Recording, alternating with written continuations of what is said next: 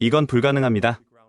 메소포타미아보다 1000년이나 앞선 문명이라고요? 세계 고고학계가 발칵 뒤집혔습니다. 노벨상 수상자가 시베리아 동굴벽 사진을 보더니 깜짝 놀랐습니다. 메소포타미아보다 1500년 앞선 문명, 역사가 새빨간 거짓이었습니다. 아무도 몰랐습니다. 일제가 조직적으로 파괴한 4872개의 고대 유물 속에 한민족의 충격적 진실이 숨겨져 있을 줄은, 그 경악할 진실, 지금 바로 시작합니다. 저는 레이첼 콜린스입니다.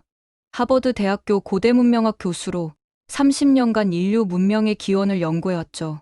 저희 평화로운 학자 생활이 완전히 뒤바뀐 것은 2023년 시베리아 현장 발굴에 참여했을 때였습니다. 바이칼 호수 북동쪽 인적 드문 계곡에 위치한 작은 동굴. 우리 팀은 구석기 시대 유적을 발굴하던 중이었습니다. 그날도 여느 때와 다름없이 지루한 발굴 작업이 진행되고 있었어요. 그때였습니다. 제 조수 마이클이 흥분해 찬 목소리로 저를 불렀습니다. 교수님, 이것 좀 보세요. 이상한 표시들이 있어요. 동굴 가장 깊은 곳, 우리는 빛이 거의 닿지 않는 벽면에서 놀라운 것을 발견했습니다. 수십 개의 기호가 정교하게 새겨져 있었어요. 처음에는 단순한 장식이나 무작위 표식이라 생각했습니다. 하지만 면밀히 살펴볼수록 그것이 체계적인 문자 체계라는 확신이 들었어요. 이건 문자예요. 분명히 의미를 담고 있는 체계적인 문자입니다. 우리는 즉시 동굴 벽면을 스캔하고 모든 표식을 기록했습니다. 추가 발굴 작업 결과 동굴 바닥에서는 청동으로 만들어진 작은 도구들과 재용으로 보이는 물건들이 발견되었어요. 탄소 연대 측정 결과는 모든 사람을 놀라게 했습니다. 기원전 5000년에서 4500년 사이. 이건 수메르 문명보다도 훨씬 오래됐어요. 하버드로 돌아온 후 저는 이 발견에 관한 논문을 준비하기 시작했습니다. 그때 우연히 한국의 고대 역사서인 환단고기에 대한 자료를 접하게 되었어요. 그리고 거기서 충격적인 유사성을 발견했습니다. 시베리아 동굴의 기호들이 환단고기에 기록된 가림토 문자와 놀랍도록 일치했던 것입니다. 밤새도록 자료를 비교하며 저는 숨이 멎는 듯한 전율을 느꼈습니다. 이건 단순한 우연이 아니었어요. 수천 년 전 한반도에서 시작된 고대 문명이 시베리아까지 뻗어 있었다는 증거였습니다. 그것도 메소포타미아보다 1000년 이상 앞선 시기에 말이죠. 제 손은 떨렸고 심장은 격렬하게 뛰었습니다. 이것이 사실이라면 인류 문명의 시작에 관한 모든 교과서를 다시 써야 할지도 모릅니다. 지금껏 알려진 세계사의 기본 토대가 뒤흔들릴 수 있었죠. 다음 날 아침, 저는 전 세계 고대 문자 전문가들에게 이메일을 보냈습니다. 대부분의 답변은 냉담했지만 한국인 학자 몇 명으로부터 열렬한 관심을 받았습니다. 그들은 이 발견이 한민족의 역사를 완전히 새롭게 조명할 수 있다고 말했어요. 그러나 몇 주 후 아시아 쪽에서 온 회신들은 갑자기 중단되었습니다. 중국 학자들은 제 발견이 과학적 근거가 없는 민족주의적 망상이라며 비난했고, 일본 학자들은 무응답으로 일관했습니다. 뭔가 이상했습니다. 학문적 토론이 아닌 마치 조직적인 침묵과 거부가 느껴졌어요. 그때 저는 알 수 없는 협박 이메일을 받기 시작했습니다. 당신의 경력을 아끼신다면 이 연구를 즉시 중단하세요. 누군가 제 연구를 두려워하고 있었습니다. 하지만 왜일까요? 단순한 역사적 발견이 왜 이토록 위협적인 것으로 받아들여질까요? 학자로서 저는 결심했습니다. 직접 한국에 가서 이 미스터리를 파헤쳐야 한다고요. 그리고 그 결정이 제 인생을 영원히 바꿔놓을 줄은 몰랐습니다. 제가 파헤치게 될 비밀은 단순한 역사적 사실이 아닌 수천 년간 은폐되어 온 거대한 음모였으니까요. 시베리아 발견에 관한 첫 번째 발표를 하버드 대학 역사학과 세미나실에서 진행했습니다. 그날의 분위기는 평생 잊지 못할 겁니다. 제 동료 교수들의 얼굴에 서서히 번지는 의심과 경멸의 표정으로. 발표를 마치자 무거운 침묵이 내려앉았습니다. 그리고 학과장 리처드 스탠턴이 자리에서 천천히 일어섰죠. 레이첼, 대체 무슨 말을 하는 건가? 당신이 발견한 것은 우연의 일치일 뿐이야. 1000년이나 앞선 문명이라니, 그런 주장을 하려면 훨씬 더 확실한 증거가 필요하지 않나? 리처드가 말했습니다. 그의 목소리는 부드러웠지만 눈빛은 차가웠습니다. 마치 오랜 친구가 갑자기 배신이라도 한 듯한 표정이었어요. 증거는 여기 있어요. 제가 동굴 벽면 사진과 환단고기 기록을 나란히 보여주며 말했습니다. 이 두 문자 체계의 유사성은 통계적으로 우연이라고 보기 어렵습니다. 게다가 탄소 연대 측정 결과까지 마이클 데이비스 교수가 제 말을 자르며 끼어들었습니다. 환단고기? 그건 19세기에 만들어진 위서라고 알려져 있어. 레이첼, 당신은 한국 민족주의자들의 역사 왜곡에 놀아나고 있는 거야. 세미나실은 순식간에 논쟁의 장이 되었습니다. 목소리들이 겹치고 얼굴들이 붉어졌으며 조용하던 학술 토론은 이성적 한계를 넘어서고 있었어요. 30년간의 학문적 명성을 걸고 이런 주장을 하다니 정신이 나갔군.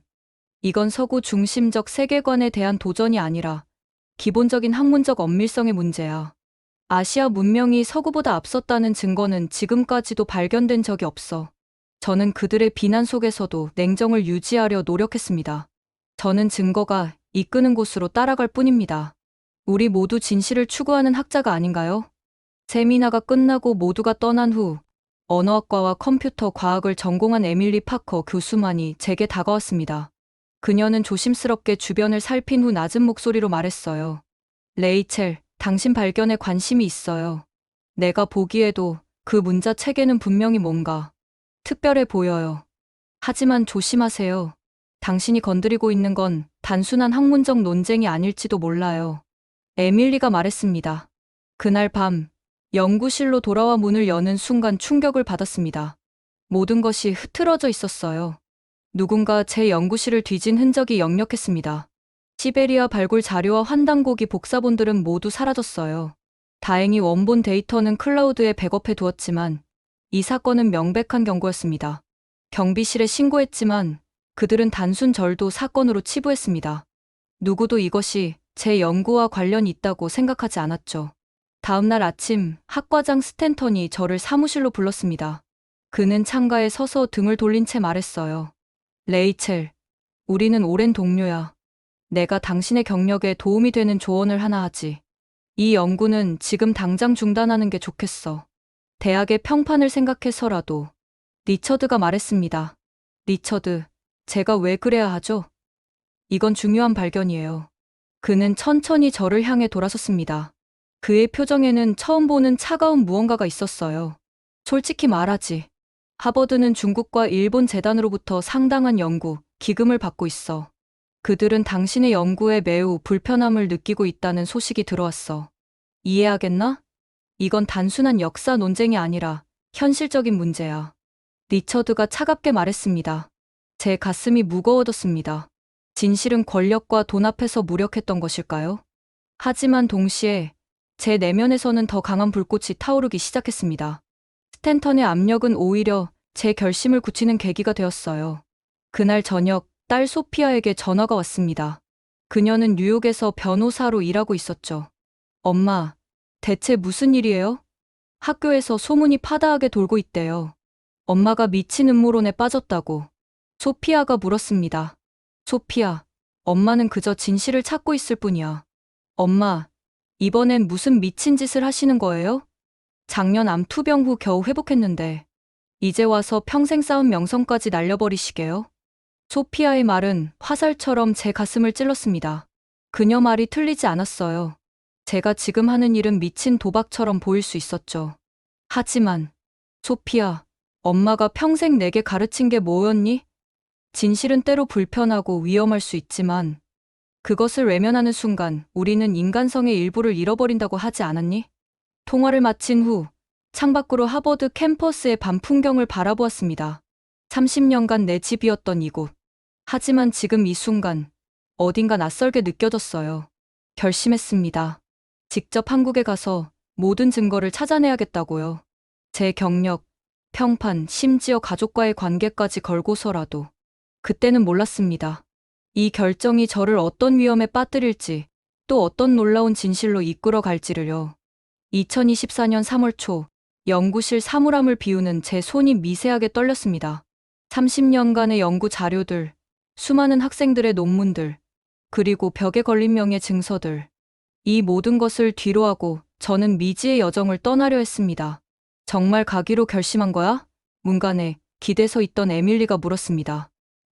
그래. 증거가 거기 있으니까. 제가 대답했어요. 에밀리는 주변을 살피더니 조용히 다가와 작은 USB 드라이브를 건넸습니다. 내가 할 수 있는 건 이것뿐이야. 고대 문자 분석 프로그램이야. 새로운 문자 체계를 해독하는데 도움이 될 거야. 그리고 이것도 에밀리가 말했습니다. 그녀는 종이 한 장을 내밀었어요. 서울대학교 김정훈 교수의 연락처였습니다. 그는 천문학자야. 환단고기의 천문 기록을 검증할 수 있을 거야. 내가 그에게 당신에 대해 이메일을 보냈어. 조심해, 레이첼. 에밀리가 말했습니다. 집으로 돌아와 짐을 꾸리는데 문득 서랍 깊숙한 곳에 보관해둔 오래된 사진첩이 눈에 들어왔습니다. 26살 때의 제 모습, 터키 고비이르 발굴 현장에서 첫 번째 중요한 발견을 했을 때의 사진이었습니다. 그 눈빛에는 순수한 열정과 진실을 향한 갈망이 담겨 있었어요. 언제부터 타협하기 시작했던 걸까? 저는 중얼거렸습니다. 사실 시베리아 발굴 이전에도 저는 서구 중심의 고고학계의 의문을 품고 있었습니다. 왜 모든 위대한 문명은 서쪽에서 시작되어야만 했을까요? 왜 우리는 다른 가능성을 무시해왔을까요? 이번 발견은 그저 우연이 아니라 제가 오랫동안 찾아온 퍼즐의 마지막 조각 같았습니다. 딸 소피아에게 긴 편지를 썼습니다. 그녀가 이해할지는 모르겠지만 적어도 제 마음만큼은 알아주길 바랐어요. 사랑하는 소피아에게. 엄마가 왜 이 여정을 떠나야 하는지 이해하기 어려울 거야. 하지만 내가 항상 말했던 것처럼 우리는 진실에 충실해야 해. 내게는 이것이 단순한 연구가 아닌 사명이란다. 가끔은 인생에서 무언가가 너를 부른다고 느낄 때가 있어. 지금 엄마는 그런 부름을 느끼고 있단다. 내가 돌아오면 모든 것을 설명해 줄게. 사랑한다. 엄마. 다음날 아침, 보스턴 로건 국제공항. 저는 서울행 비행기에 오르기 전 마지막으로 휴대폰을 확인했습니다. 스탠턴 학과장으로부터 온 메시지가 있었어요. 레이첼, 마지막으로 생각해봐.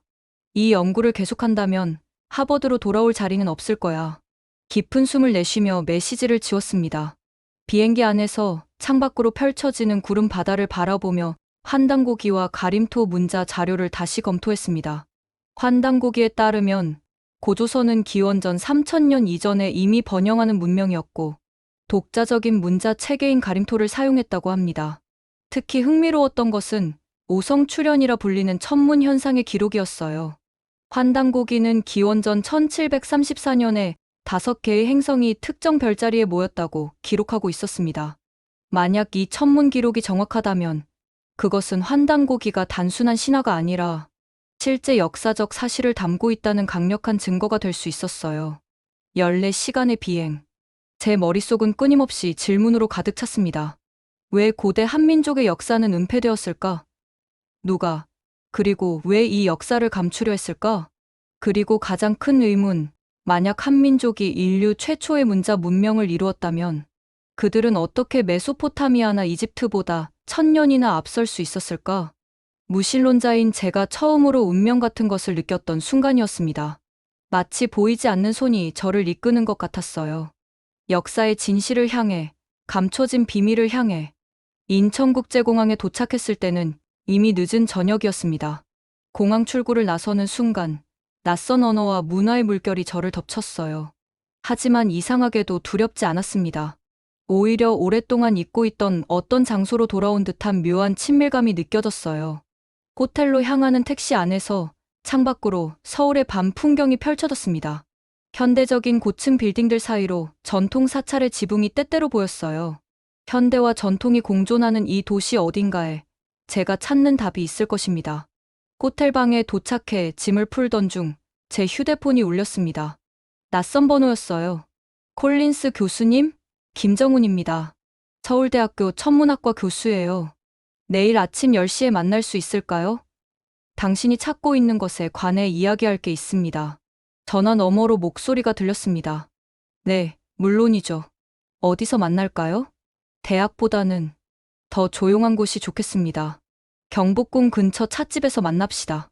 그리고 교수님, 조심하세요. 당신의 연구는 이미 여러 사람들의 관심을 끌고 있습니다. 통화를 마치고 저는 호텔 창가에 서서 서울의 밤 풍경을 바라보았습니다. 저 빌딩들 아래에 수천 년의 비밀이 묻혀 있을 것입니다. 그리고 내일부터 저는 그 비밀을 하나씩 파헤치기 시작할 것이에요. 누군가 제 여정을 방해하려 할지도 모릅니다.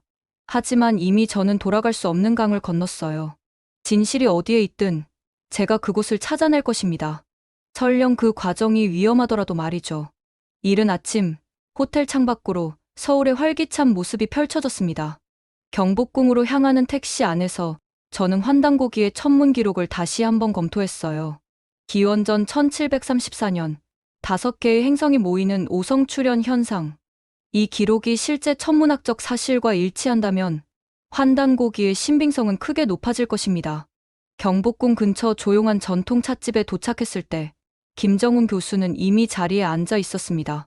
50대 중반으로 보이는 그는 단정한 정장 차림이었고 도수 높은 안경 너머로 날카로운 눈빛이 느껴졌어요. 콜린스 교수님, 만나서 반갑습니다. 그가 영어로 인사했습니다. 저도요, 김 교수님. 직접 만나게 되어 기쁩니다. 주변을 살핀 후 그는 목소리를 낮추었습니다. 이메일로 보내주신 자료들을 검토했습니다. 특히 시베리아에서 발견된 문자와 가림토의 유사성은 놀랍군요. 하지만 오늘은 천문학적 증거에 대해 이야기하고 싶습니다. 김정훈 교수가 말했습니다. 그는 노트북을 열고 천문학 시뮬레이션 프로그램을 실행했어요. 환단고기에 기록된 오성출현 현상이 정말 기원전 1734년에 일어났는지 확인해 봤습니다. 저는 사실 회의적이었어요. 하지만 결과는 그가 화면을 돌려 보여주었습니다. 컴퓨터 시뮬레이션은 정확히 그 시기, 목성, 토성, 금성, 화성, 수성이 동시에 특정 별자리 근처에 모여 있는 모습을 보여주고 있었어요. 이건 일치하는군요. 제가 숨을 들이쉬며 말했습니다. 완벽하게 일치합니다. 콜린스 교수님. 이런 천문 현상은 수천 년에 한 번 일어나는 희귀한 사건입니다. 그런데 환단고기는 이를 정확히 기록하고 있어요. 현대 천문학 지식 없이는 불가능한 일입니다. 김정훈 교수가 확신에 찬 목소리로 말했습니다. 그럼 환단고기가 단순한 위서가 아니라 적어도 이 천문 기록만큼은 실제 관측에 기반한 것이 분명합니다. 누군가 수천 년 전에 이 현상을 관측하고 기록했다는 의미죠. 우리는 3시간 동안 환단고기의 다른 천문 기록들도 검증했습니다. 대부분이 놀라울 정도로 정확했어요. 특히 기원전 4900년경에 일어난 것으로 추정되는 혜성 출현 기록도 현대 천문학 데이터와 일치했습니다. 김 교수님, 이건 놀라운 발견입니다. 고대 한민족이 이미 기원전 5000년 전에 정교한 천문학 지식을 가지고 있었다는 증거예요. 제가 흥분된 목소리로 말했습니다. 김 교수는 잠시 침묵했다가 조심스럽게 말했습니다. 콜린스 교수님, 솔직히 말하자면 우리 학계에서도 환단고기의 신빙성은 논쟁거리입니다. 많은 학자들이 그것을 민족주의적 위서로 치부해왔어요. 하지만 천문학적 관점에서 볼 때 이런 정확한 기록은 단순한 조작으로 보기 어렵습니다. 김 교수의 노트북에는 또 다른 자료들도 있었습니다. 한국, 만주, 시베리아 지역에서 발견된 고대 청동기 유물들, 특히 비파형 동검과 청동 거울의 분포도였어요. 이 유물들의 분포를 보세요. 기원전 3000년에서 1000년 사이, 한반도뿐 아니라 만주, 연해주, 몽골 북부, 심지어 일본 북부까지 동일한 청동기 문화권이 형성되어 있었습니다. 이는 고조선이라 불리는 문명의 영향권이었을 가능성이 높아요. 김정훈 교수가 설명했습니다. 그런데 왜 이런 사실이 세계 역사에서 제대로 다뤄지지 않는 걸까요? 김 교수가 깊은 한숨을 내쉬었습니다. 역사는 승자가 쓰는 법이죠. 특히 동아시아에서는 중국의 역사관이 지배적이었습니다. 그들에게 중국 밖에서 시작된 고대 문명은 불편한 진실이니까요. 그리고 일제강점기 동안 많은 한국 역사 자료들이 의도적으로 파괴되거나 왜곡되었어요. 정말 고대 한민족이 메소포타미아보다 앞선 문명을 이루었다면 그 증거를 더 찾을 수 있을까요? 가능성은 있습니다. 국립중앙박물관의 윤미라 큐레이터를 만나보세요. 그녀는 청동기 시대 유물 전문가예요. 그리고 강릉 지역에 있는 고대 암각화에 대해 들어보셨나요? 김 교수는 종이에 주소와 이름을 적었습니다. 이하늘 박사. 그는 강원도 지역 암각화 연구의 권위자입니다. 그에게 연락하면 도움을 받을 수 있을 거예요. 하지만 김정훈 교수가 말했습니다. 그가 갑자기 목소리를 낮추었습니다. 조심하세요, 콜린스 교수님. 이 연구는 당신이 생각하는 것보다 위험합니다. 이미 당신의 방한 소식이 여러 곳에 알려졌어요. 특히 중국과 일본 학계에서는 당신의 연구를 매우 민감하게 여기고 있습니다. 찻집을 나와 헤어질 때 김 교수는 마지막으로 조언했습니다. 호텔로 바로 돌아가세요. 그리고 방에 도착하면 꼼꼼히 살펴보세요. 혹시 모를 일이니까요. 택시를 타고 호텔로 돌아오는 길. 문득 뒤를 돌아보니 검은색 세단이 일정 거리를 유지하며 따라오는 것이 느껴졌습니다. 우연일까요? 아니면 누군가 저를 감시하고 있는 걸까요? 호텔 방에 도착해 문을 여는 순간 무언가 이상함을 느꼈습니다. 침대 시트의 주름, 책상 위 노트북의 위치, 화장실 문이 살짝 열려 있는 것. 분명 누군가 제가 없는 사이 방에 들어와 있었습니다. 조심스럽게 방 안을 살펴보았습니다. 다행히 중요한 자료들은 모두 제가 항상 휴대하는 가방 안에 있었지만 호텔 금고는 열려 있었고 안에 넣어둔 여권과 신용카드가 뒤섞여 있었어요. 침대에 앉아 깊은 숨을 내쉬었습니다. 이건 더 이상 단순한 학문적 탐구가 아니었습니다. 누군가 정말로 제 연구를 두려워하고 있었어요. 하지만 왜일까요? 고대 한민족의 역사적 진실이 그토록 위협적인 이유는 무엇일까요? 스마트폰을 꺼내 다음 목적지를 검색했습니다. 국립중앙박물관. 내일은 윤미라 큐레이터를 만나 청동기 시대 유물들을 직접 살펴볼 예정입니다. 천문학적 증거에 이어 이제 고고학적 증거를 찾아야 할 때였어요. 그날 밤, 제 꿈에는 시베리아 동굴과 가림토 문자, 그리고 수천 년 전 밤하늘에 모여있는 5개의 행성이 나타났습니다. 그리고 어딘가에서 저를 부르는 목소리가 들렸어요. 진실을 찾아라. 우리의 이야기를 세상에 알려라. 아침 일찍 일어나 국립중앙박물관으로 향했습니다. 택시 창밖으로 서울의 아침 풍경이 펼쳐졌어요. 현대적인 고층 빌딩 사이로 때때로 보이는 한옥의 지붕, 그리고 멀리 남산 위에 서 있는 서울타워. 이 도시는 마치 과거와 현재가 공존하는 살아있는 유기체 같았습니다. 국립중앙박물관은 웅장한 건물이었습니다. 넓은 계단을 오르며 느껴지는 압도감은 세계 어느 유명 박물관에도 뒤지지 않았어요. 입구에서 윤미라 큐레이터와 만났습니다. 예순을 바라보는 나이였지만 그녀의 눈빛은 젊고 예리했습니다. 콜린스 교수님, 반갑습니다. 김정훈 교수님으로부터 연락받았어요. 천문학적 증거가 상당히 인상적이라고 들었습니다. 윤미라 큐레이터가 말했습니다. 윤미라 큐레이터는 곧바로 본론으로 들어갔습니다. 그녀는 저를 청동기 시대 특별 전시관으로 안내했어요. 그곳에는 다양한 비파형 동검, 청동거울, 그리고 의뢰용 도구들이 전시되어 있었습니다. 이 유물들을 보세요. 윤미라 큐레이터가 유리 케이스 안에 비파형 동검을 가리켰습니다. 이 동검은 기원전 3000년에서 2000년 사이에 제작된 것으로 추정됩니다. 주목할 점은 금속 재련 기술입니다. 그녀는 옆에 있는 태블릿을 조작하여 동검의 미세 구조 사진을 보여주었어요. 이 청동기의 금속 합금 비율은 놀랍도록 정확합니다. 구리와 주석의 비율이 정확히 90대 10으로 이는 현대적인 야금 지식 없이는 달성하기 어려운 수준이에요. 게다가 이 동검이 발견된 지역이 윤미라 큐레이터가 열정적으로 설명했습니다. 그녀는 큰 지도를 펼쳤습니다. 한반도부터 만주, 시베리아 남부, 일본 북부까지 표시된 지도였어요. 곳곳에 빨간 점들이 찍혀 있었습니다. 이 점들이 모두 동일한 형태의 비파형 동검이 출토된 지역입니다. 이건 단순한 우연이 아니에요. 이 지역 전체가 하나의 문화권이었다는 증거죠.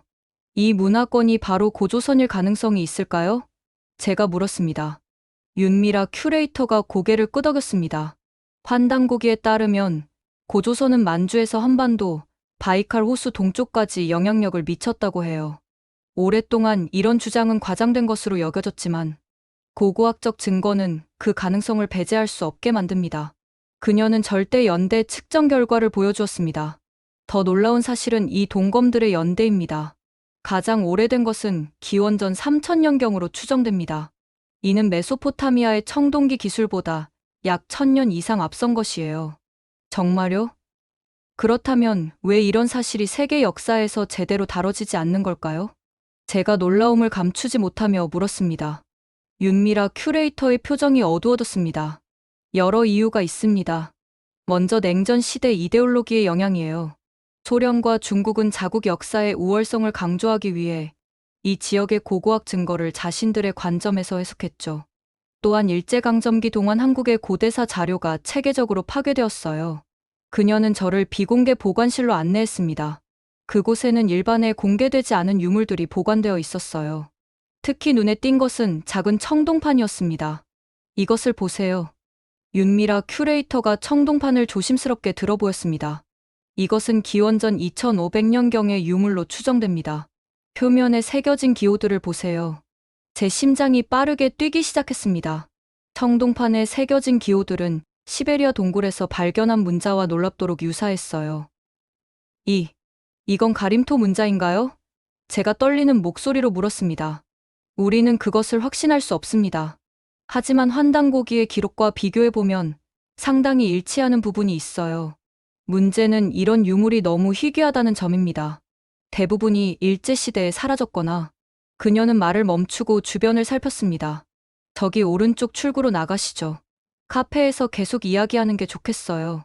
박물관 내 카페에 자리 잡은 후 윤미라 큐레이터는 목소리를 낮추었습니다. 콜린스 교수님, 솔직히 말씀드리자면 당신의 연구는 매우 위험한 영역을 건드리고 있어요. 역사는 단순한 사실의 나열이 아니라 정치와 깊이 얽혀 있습니다. 특히 동아시아에서는요. 무슨 말씀이신지. 중국은 자국이 세계 최초의 문명국이라는 역사관을 굳건히 지키려 합니다. 일본은 자신들이 한반도를 지배한 것이 역사적 필연이었다는 주장을 뒷받침하기 위해 한국의 고대사를 왜소화해왔고요. 당신의 연구는 이 모든 역사관을 뒤흔들 수 있어요. 윤미라 큐레이터가 진지하게 말했습니다. 그녀는 종이에 뭔가를 적어 제게 건넸습니다. 강릉 근처에 있는 비밀 유적지입니다. 정식으로 발굴되거나 보고된 적 없는 곳이에요. 그곳에 가림토 문자로 추정되는 암박화가 있습니다. 이안을 박사에게 연락하세요. 그는 신뢰할 수 있는 학자입니다. 카페를 나와 박물관 로비로 향하던 중 윤미라 큐레이터가 갑자기 멈춰섰습니다. 저 남자들, 아까부터 우리를 지켜보고 있어요. 그녀가 귓속말로 속삭였습니다. 자연스럽게 움직이세요. 박물관 남쪽 출구로 나가세요. 제가 다른 방향으로 유인할게요. 로비 한쪽에 서 있는 2명의 동양인 남성이 보였습니다.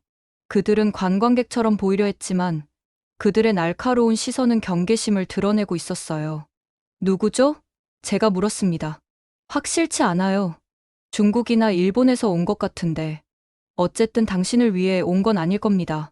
제 핸드폰 번호를 저장해 두세요. 언제든 연락하세요. 윤미라 큐레이터와 헤어진 후 저는 서둘러 박물관 남쪽 출구로 향했습니다.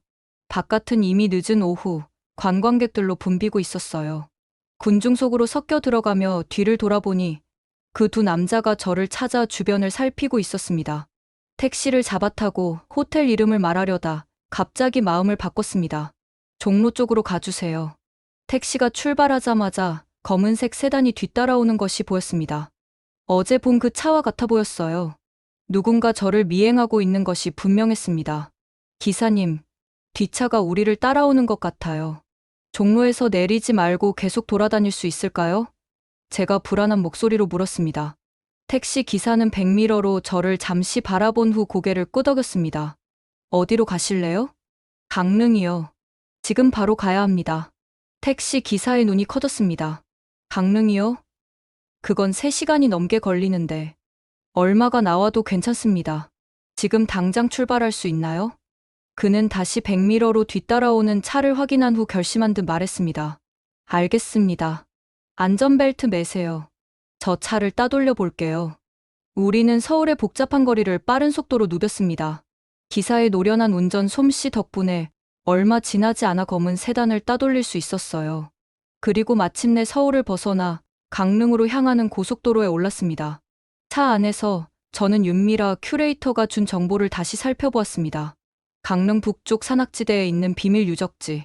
그곳에는 기원전 5000년까지 거슬러 올라가는 암각화가 있다고 합니다. 그리고 그 암각화에는 가림토 문자와 천문 기록이 새겨져 있다고 해요. 문득 이 모든 일이 비현실적으로 느껴졌습니다. 저는 단지 역사적 진실을 찾기 위해 한국에 왔을 뿐인데 지금은 마치 스파이 영화의 주인공이 된 기분이었어요. 누군가 저를 미행하고 호텔방을 뒤지고 심지어 생명의 위협까지 느껴지는 상황. 그러나 동시에 이런 방해가 있다는 사실은 제가 중요한 무언가에 가까워지고 있다는 증거이기도 했습니다. 역사가 감추고 있는 진실, 그것은 누군가에게는 반드시 숨겨야 할 비밀인 모양이었어요. 휴대폰으로 이하늘 박사에게 전화를 걸었습니다. 그는 제 갑작스러운 방문 소식에 놀랐지만 기꺼이 만나기로 했습니다. 오늘 밤 강릉에 도착하시나요? 그럼 내일 아침 일찍 유적지로 안내해 드리죠. 하지만 콜린스 교수님, 준비는 하셨나요? 그곳은 일반 관광지가 아닙니다. 사람이 거의 다니지 않는 오지예요. 이하늘 박사가 말했습니다. 괜찮습니다. 제가 꼭 봐야 할 것 같아서요. 알겠습니다. 그럼 내일 아침 6시에 만납시다. 따뜻한 옷과 등산화를 준비하세요. 전화를 끊고 창밖을 바라보았습니다. 어둠이 내린 고속도로, 저 멀리 산들의 실루엣이 보였어요. 그 산들 어딘가에 인류 역사를 바꿀 수 있는 비밀이 감춰져 있었습니다. 그리고 내일 저는 그 비밀과 마주하게 될 것입니다. 택시는 계속해서 동쪽으로 달렸습니다. 어둠 속에서 저는 시간을 거슬러 수천 년 전으로 여행하는 듯한 기분이 들었어요. 한때 이 땅에서 번영했던 고대 문명, 그들은 어떤 이야기를 전하고 싶었던 걸까요? 그리고 왜 그 이야기는 이토록 오랫동안 침묵 속에 묻혀 있었을까요? 강릉에 도착한 것은 밤 11시가 조금 넘은 때였습니다. 작은 호텔에 체크인한 후 저는 긴장된 마음으로 내일의 탐사를 준비했습니다. 등산화, 두꺼운 재킷, 물통, 그리고 카메라와 노트북을 챙겼어요. 잠을 청하려 했지만 흥분된 마음에 쉽게 잠들 수 없었습니다. 창문 너머로 보이는 강릉의 밤하늘은 서울보다 훨씬 많은 별들로 가득했어요. 그 별들 아래에서 수천 년 전 고대 한민족도 같은 하늘을 바라보며 우주의 신비를 기록했을 것이란 생각이 들었습니다. 새벽 5시 30분, 알람 소리보다 먼저 저는 눈을 떴습니다. 마치 어딘가에서 저를 부르는 소리를 들은 것 같았어요. 서둘러 준비를 마치고 호텔 로비에 내려갔을 때 이하늘 박사는 이미 와 있었습니다. 50대 초반으로 보이는 그는 예상과 달리 캐주얼한 등산복 차림이었습니다. 긴 수염과 햇볕에 그을린 얼굴은 그가 현장 연구자임을 말해주고 있었어요. 콜린스 교수님, 반갑습니다. 준비는 다 되셨나요? 오늘 가볼 곳은 일반인들에게 공개되지 않은 장소입니다. 2009년에 처음 발견되었지만 아직 정식으로 발굴되지 않은 유적지죠. 이하늘 박사가 말했습니다. 그의 낡은 사륜구동 차량에 올라타자 그는 곧바로 산으로 향했습니다. 도로는 점점 좁아지다가 마침내 아예 길이 끊겼어요. 그곳에서 우리는 차를 두고 도보로 이동하기 시작했습니다. 왜 이 유적지는 공식적으로 알려지지 않은 건가요? 숲길을 오르며 물었습니다. 이하늘 박사는 잠시 걸음을 멈추고 주변을 살폈습니다. 여러 가지 이유가 있습니다. 우선 이곳이 발견된 건 2009년이었어요. 당시 저는 대학원생으로 교수님과 함께 민간 설화에 나오는 하늘 문자 바위를 찾고 있었죠. 그런데 발견 직후 일본과 중국 측에서 이상한 압력이 들어오기 시작했습니다. 이하늘 박사가 설명했습니다. 어떤 압력이요? 처음에는 학술적 의문 형태였어요. 증거가 불충분하다, 연대 측정이 부정확하다 같은. 하지만 곧 더 직접적인 개입이 있었습니다. 연구비 삭감, 학술지 게재 거부. 심지어 우리 교수님은 갑자기 직위 해제되기도 했죠. 그는 다시 걷기 시작하며 말을 이었습니다. 결국 유적 발굴은 중단되었고 우리가 발견한 내용은 공식 보고서에서 제외되었습니다. 다행히 저는 모든 자료를 복사해두었죠. 그리고 지난 15년간 비공식적으로 이 유적을 연구해왔습니다. 2시간 가까이 산길을 오른 끝에 우리는 작은 계곡 앞에 도착했습니다. 이하늘 박사는 특별한 지점을 가리켰어요. 저기 보이는 바위벽을 보세요. 아침 햇살이 비치면 더 선명하게 보일 겁니다. 점점 밝아오는 햇살 아래 거대한 바위 표면에 새겨진 문양들이 드러나기 시작했습니다. 처음에는 단순한 균열이나 자연적 무늬처럼 보였지만 가까이 다가가자 분명한 인공적 흔적임을 알 수 있었어요. 이것은 제 목소리가 떨렸습니다. 네, 가림토 문자입니다. 환단고기에 기록된 것과 거의 일치하는 형태예요. 이하늘 박사가 확신해 찬 목소리로 대답했습니다.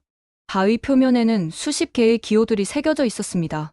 그중 일부는 별자리를 나타내는 듯했고 다른 것들은 분명 언어적 의미를 담고 있는 문자였어요. 가장 놀라운 것은 그 기호들이 시베리아 동굴에서 발견한 것과 거의 동일하다는 점이었습니다. 이 암각화의 연대는 언제쯤으로 추정되나요? 이하늘 박사는 자신의 배낭에서 서류 파일을 꺼냈습니다. 우리는 비파괴 연대 측정을 여러 번 시도했습니다. 결과는 놀라울 정도로 오래되었어요. 기원전 5000년에서 4500년 사이로 추정됩니다. 메소포타미아 문명보다 1000년 이상 앞선. 제 입에서 저도 모르게 탄성이 흘러나왔습니다. 더 중요한 것은 내용입니다. 이 문자들을 부분적으로 해독한 결과 여기에는 천문 현상과 계절 변화, 그리고 어떤 역사적 사건이 기록되어 있는 것으로 보입니다. 그는 바위 한쪽을 가리켰습니다. 특히 이 부분은 5개의 별, 아마도 행성들이 모이는 현상을 묘사하고 있어요. 환단고기에 나오는 오성 출현과 일치하는 기록입니다. 저는 암각화를 자세히 살펴보며 사진을 찍기 시작했습니다. 모든 각도에서 모든 패턴을 놓치지 않으려 노력했어요. 이것은 단순한 원시 미술이 아니라 체계적인 기록 시스템이었습니다. 박사님, 이 문자 체계가 정말 인류 최초의 문자일 가능성이 있나요? 그는 잠시 생각에 잠겼다가 대답했습니다. 현재 학계에서 인정하는 가장 오래된 문자는 메소포타미아의 쇠기 문자로 기원전 4000년경으로 알려져 있습니다.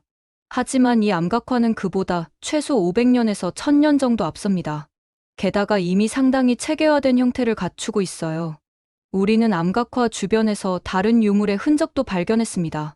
작은 청동 조각들, 토기 파편, 그리고 의식용으로 추정되는 돌 재단이었어요.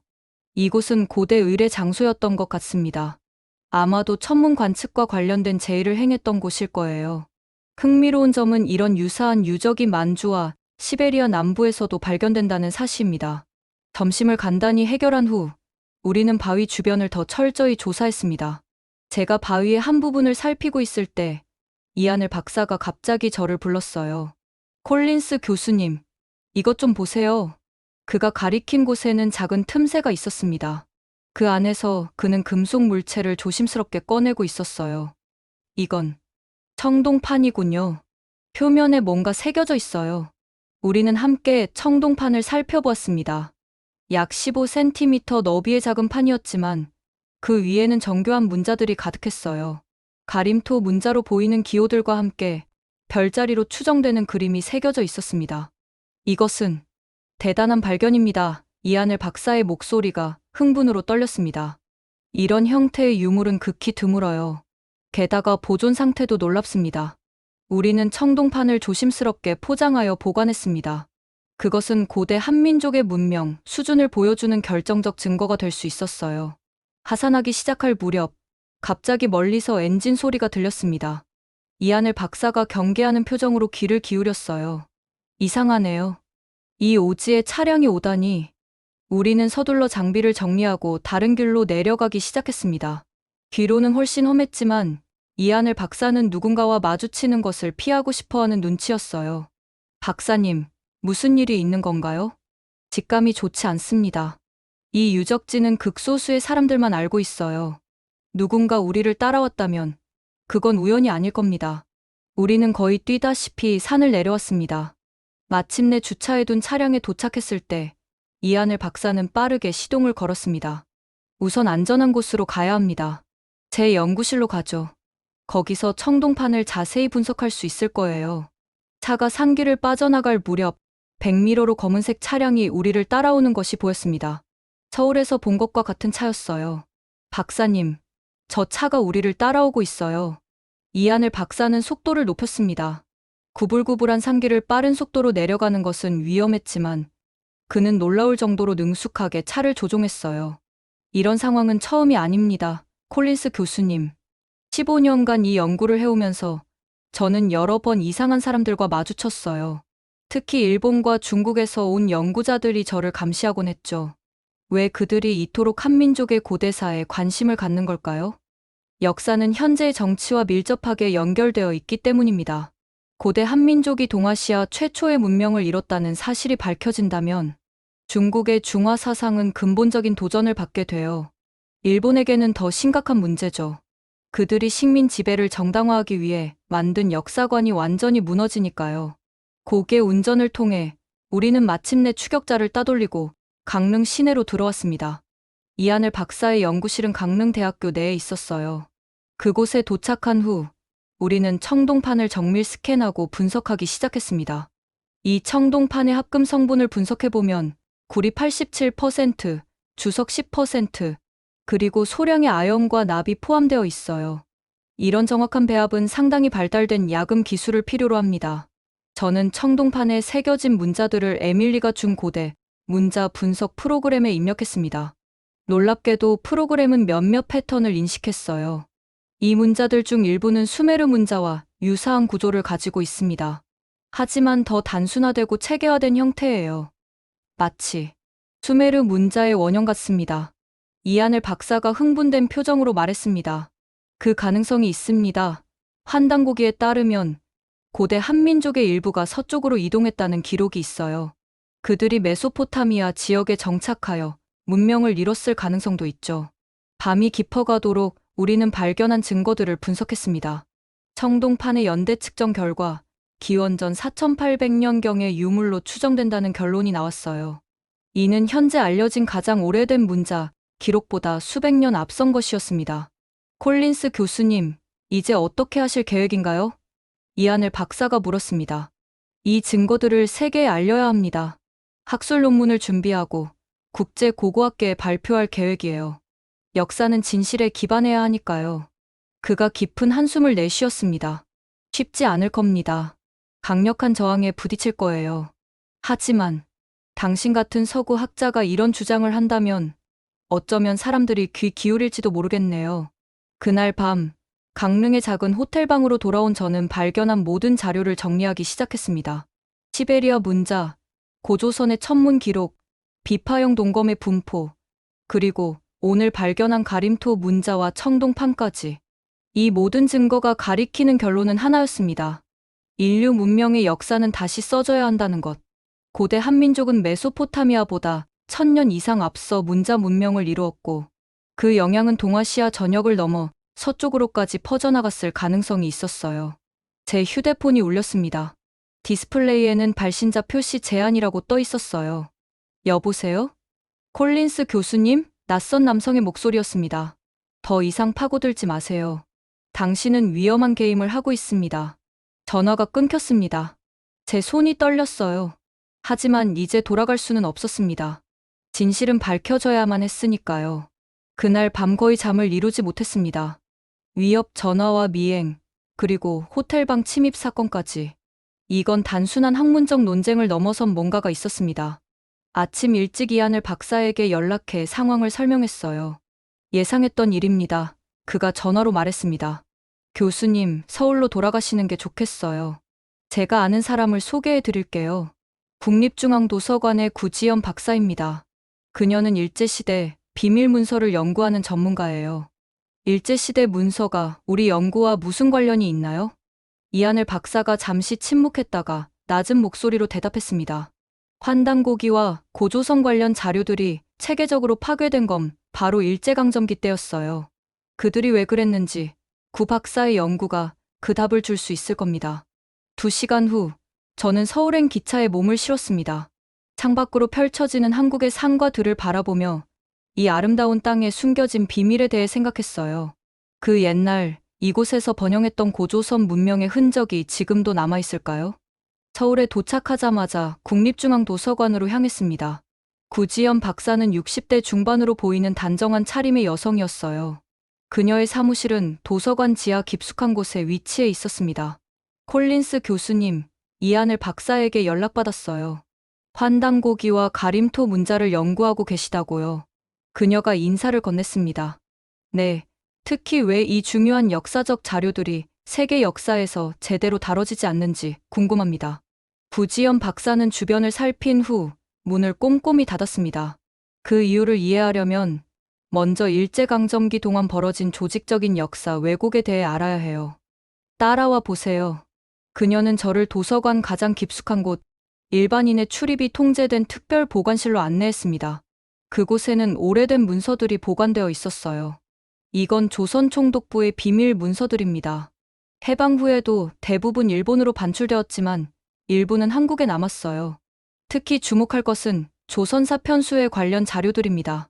조선사 편수회라면? 일제가 한국 역사를 자신들의 관점에서 재편찬하기 위해 만든 기관이에요.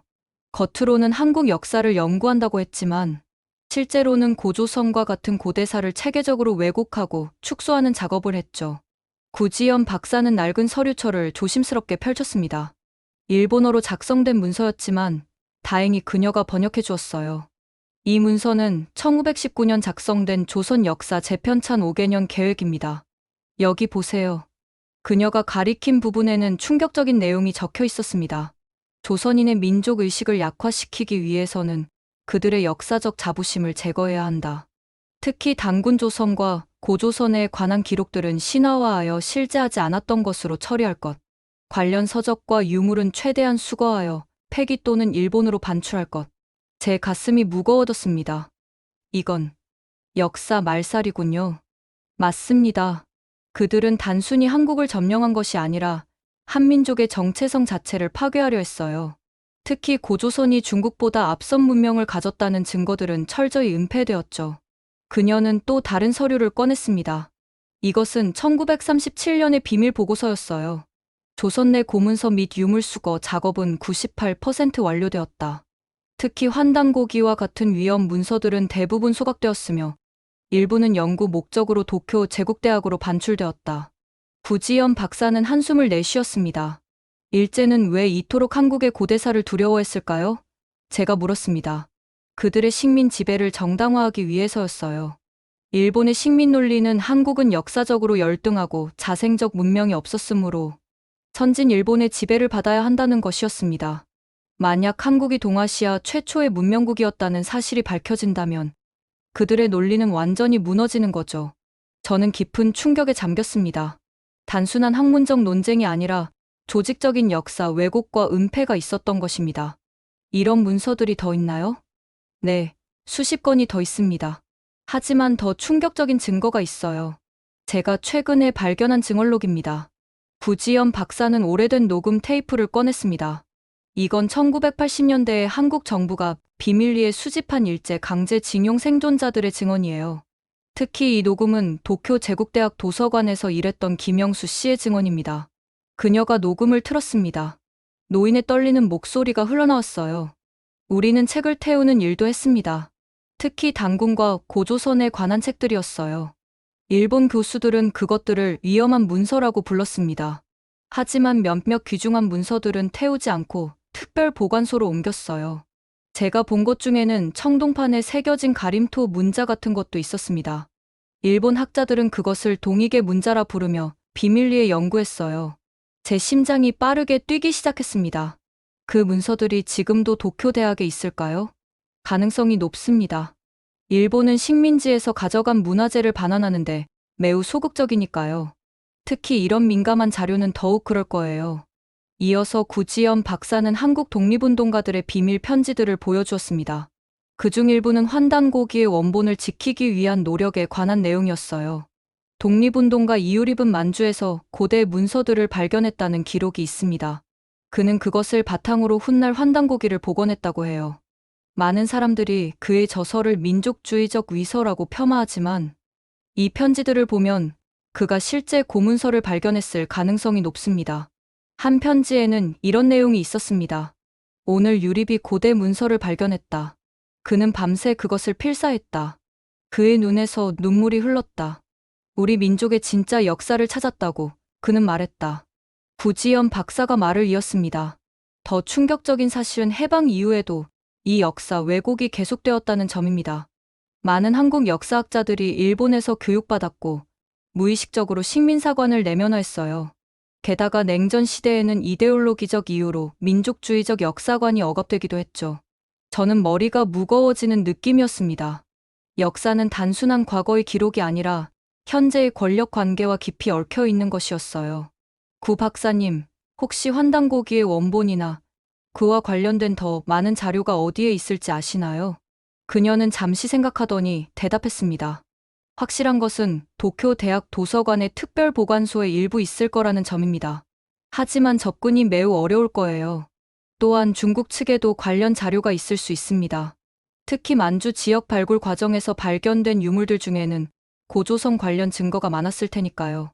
그녀는 잠시 망설이다가 말을 이었습니다. 사실 저에게는 더 구체적인 정보가 있습니다. 몇 년 전 익명의 제보자로부터 연락을 받았어요. 그는 도쿄 대학 도서관 지하 3층 특별보관소에 동의문서라는 분류로 한국 관련 비밀 자료들이 보관되어 있다고 했습니다. 특히 청동판에 새겨진 가림토 문자와 고조선의 영토를 나타내는 고지도가 있다고 해요. 정말인가요? 그곳에 갈 수 있을까요? 매우 위험할 겁니다. 그 자료들은 일반 연구자에게 공개되지 않아요. 하지만 한 가지 방법이 있습니다. 도쿄 대학에는 제 오랜 동료인 사토 교수가 있어요. 그는 양심적인 학자로 역사적 진실에 관심이 있습니다. 그를 통해 자료에 접근할 수 있을지도 모르겠네요. 우리는 밤늦게까지 일제의 역사 왜곡에 관한 문서들을 검토했습니다. 그 과정에서 더 많은 충격적인 사실들이 드러났어요. 일제는 단순히 문서를 파괴하는 데 그치지 않고 적극적으로 대체 역사를 만들어 보급했다는 것입니다. 그들은 한국사를 중국사의 부속물로 재구성했어요. 고조선은 단지 중국 주변의 작은 부족 국가로 축소되었고, 당군은 신화적 인물로 격화되었죠. 이런 관점은 지금도 많은 세계사 교과서에 그대로 반영되어 있습니다. 도서관을 나오며 구지연 박사가 마지막으로 말했습니다. 콜린스 교수님, 이 연구는 단순한 역사적 호기심을 넘어선 의미가 있어요. 이건 빼앗긴 역사를 되찾는 작업입니다. 식민주의와 제국주의에 의해 왜곡된 진실을 바로잡는 일이죠. 부디 조심하세요. 당신은 매우 강력한 세력과 맞서고 있으니까요. 호텔로 돌아오는 길, 제 마음은 분노와 결의로 가득 찼습니다. 이건 단순한 학문적 논쟁이 아니었어요. 역사적 불의에 대한 문제였습니다. 한 민족의 정체성이 의도적으로 파괴되고 왜곡된 것이었죠. 호텔 방에 도착해 노트북을 열었습니다. 지금까지 수집한 모든 증거를 정리하면서 저는 마음속으로 다짐했어요. 이 진실을 세상에 알리겠다고. 어떤 위험이 있더라도 빼앗긴 역사를 되찾는 데 기여하겠다고. 그날 밤, 저는 에밀리 파커에게 이메일을 보냈습니다. 지금까지의 발견과 앞으로의 계획을 상세히 설명했어요. 그리고 마지막으로 이렇게 덧붙였습니다. 에밀리, 이건 단순한 학문이 아니야. 역사 복원이야. 내가 만약 무슨 일이 생기면 이 자료들을 세상에 알려줘. 이메일을 보낸 후 저는 다음 목적지를 결정했습니다. 베이징. 중국 측 자료를 확인하고 특히 치우천왕에 관한 기록을 조사할 필요가 있었어요. 환단고기에 따르면 치우천왕은 고대 동이족의 지도자로 중국 역사에서는 황제와 싸운 반란군 지도자로 기록되어 있었습니다. 내일 저는 또 다른 위험한 여정을 시작할 것입니다. 이번에는 더 강력한 세력, 중국의 역사관에 도전하게 될 테니까요. 베이징 서우두 국제공항에 도착한 것은 2월 21일 오후였습니다. 공항을 빠져나오자마자 느껴지는 긴장감, 그리고 공기 중에 떠도는 미세먼지의 냄새. 이곳은 서울과는 또 다른 분위기를 풍기고 있었습니다. 호텔에 체크인한 후 저는 베이징 대학의 왕루이 교수에게 연락했습니다. 그는 중국 고대사 전문가로 특히 동이족에 관한 연구로 알려진 학자였어요. 구지연 박사의 소개로 이메일을 주고받은 적이 있었지만 그의 반응은 다소 냉담했습니다. 콜린스 교수님, 내일 오전 10시에 학교 도서관에서 만납시다. 하지만 기대는 하지 마세요. 당신이 찾는 종류의 자료는 여기 없을 겁니다. 왕 루이 교수가 말했습니다. 다음 날 아침, 베이징 대학의 웅장한 캠퍼스에 들어서자 많은 학생들의 시선이 저에게 쏠렸습니다. 금발의 서양 여성이 이곳에서는 눈에 띄는 존재였나 봅니다. 도서관 앞에서 왕 교수를 만났습니다. 50대 후반으로 보이는 그는 딱딱한 표정으로 저를 맞이했어요. 콜린스 교수님, 환영합니다. 하지만 솔직히 말하자면 당신의 연구 주제는 여기서 환영받지 못할 겁니다. 왕 루이 교수가 말했습니다. 무슨 뜻인가요? 그는 주변을 살피더니 낮은 목소리로 대답했습니다. 여기서는 말하지 맙시다. 일단 도서관으로 들어가요. 도서관 내부는 엄숙하고 조용했습니다. 왕 교수는 저를 고대사 자료실로 안내했어요. 그곳에는 여러 학자들이 자료를 검토하고 있었습니다. 치우천왕에 관한 자료를 보고 싶다고 하셨죠? 여기 있습니다. 그가 몇 권의 책을 꺼내 테이블 위에 올려놓았습니다. 모두 중국어로 쓰여 있었지만 다행히 왕 교수가 주요 내용을 번역해 주었어요. 이것은 사기에 나오는 치유에 관한 기록입니다. 여기서 그는 황제와 싸운 반란군 지도자로 묘사되어 있어요. 그리고 이것은 현대 중국 역사학자들의 해석입니다. 중국 측 기록에서 치우는 어떤 인물인가요? 공식적으로는 중원 지역의 부족장으로 황제에게 도전했다가 패배한 인물입니다. 일부 기록에서는 그를 수인, 즉 짐승 같은 사람으로 묘사하기도 해요. 왕 루이 교수가 조심스럽게 설명했습니다. 저는 자료들을 꼼꼼히 살펴보았습니다. 흥미롭게도 치우의 무기와 전투 기술에 관한 묘사는 상당히 발달된 금속 기술을 암시하고 있었어요. 여기 보면 치우가 안개를 일으켜 황제의 군대를 혼란스럽게 했다고 되어 있네요. 또한 특별한 금속 무기를 가졌다는 기록도 있고요. 왕 교수가 고개를 끄덕였습니다. 네, 그런 기록들이 있습니다. 일부 학자들은 이것이 고대 화학 무기나 발달된 야금수를 의미할 수 있다고 해석하기도 해요. 치우는 동이족 출신인가요? 그의 표정이 미묘하게 변했습니다. 그건 논쟁의 여지가 있는 부분입니다. 공식 역사서에서는 그가 중원의 토착 부족장이라고 기록되어 있어요. 하지만 일부 고대 기록에서는 그를 동쪽에서 온 이라고 표현하기도 합니다. 왕 루이 교수가 조심스럽게 대답했습니다. 우리는 몇 시간 동안 다양한 자료를 검토했습니다.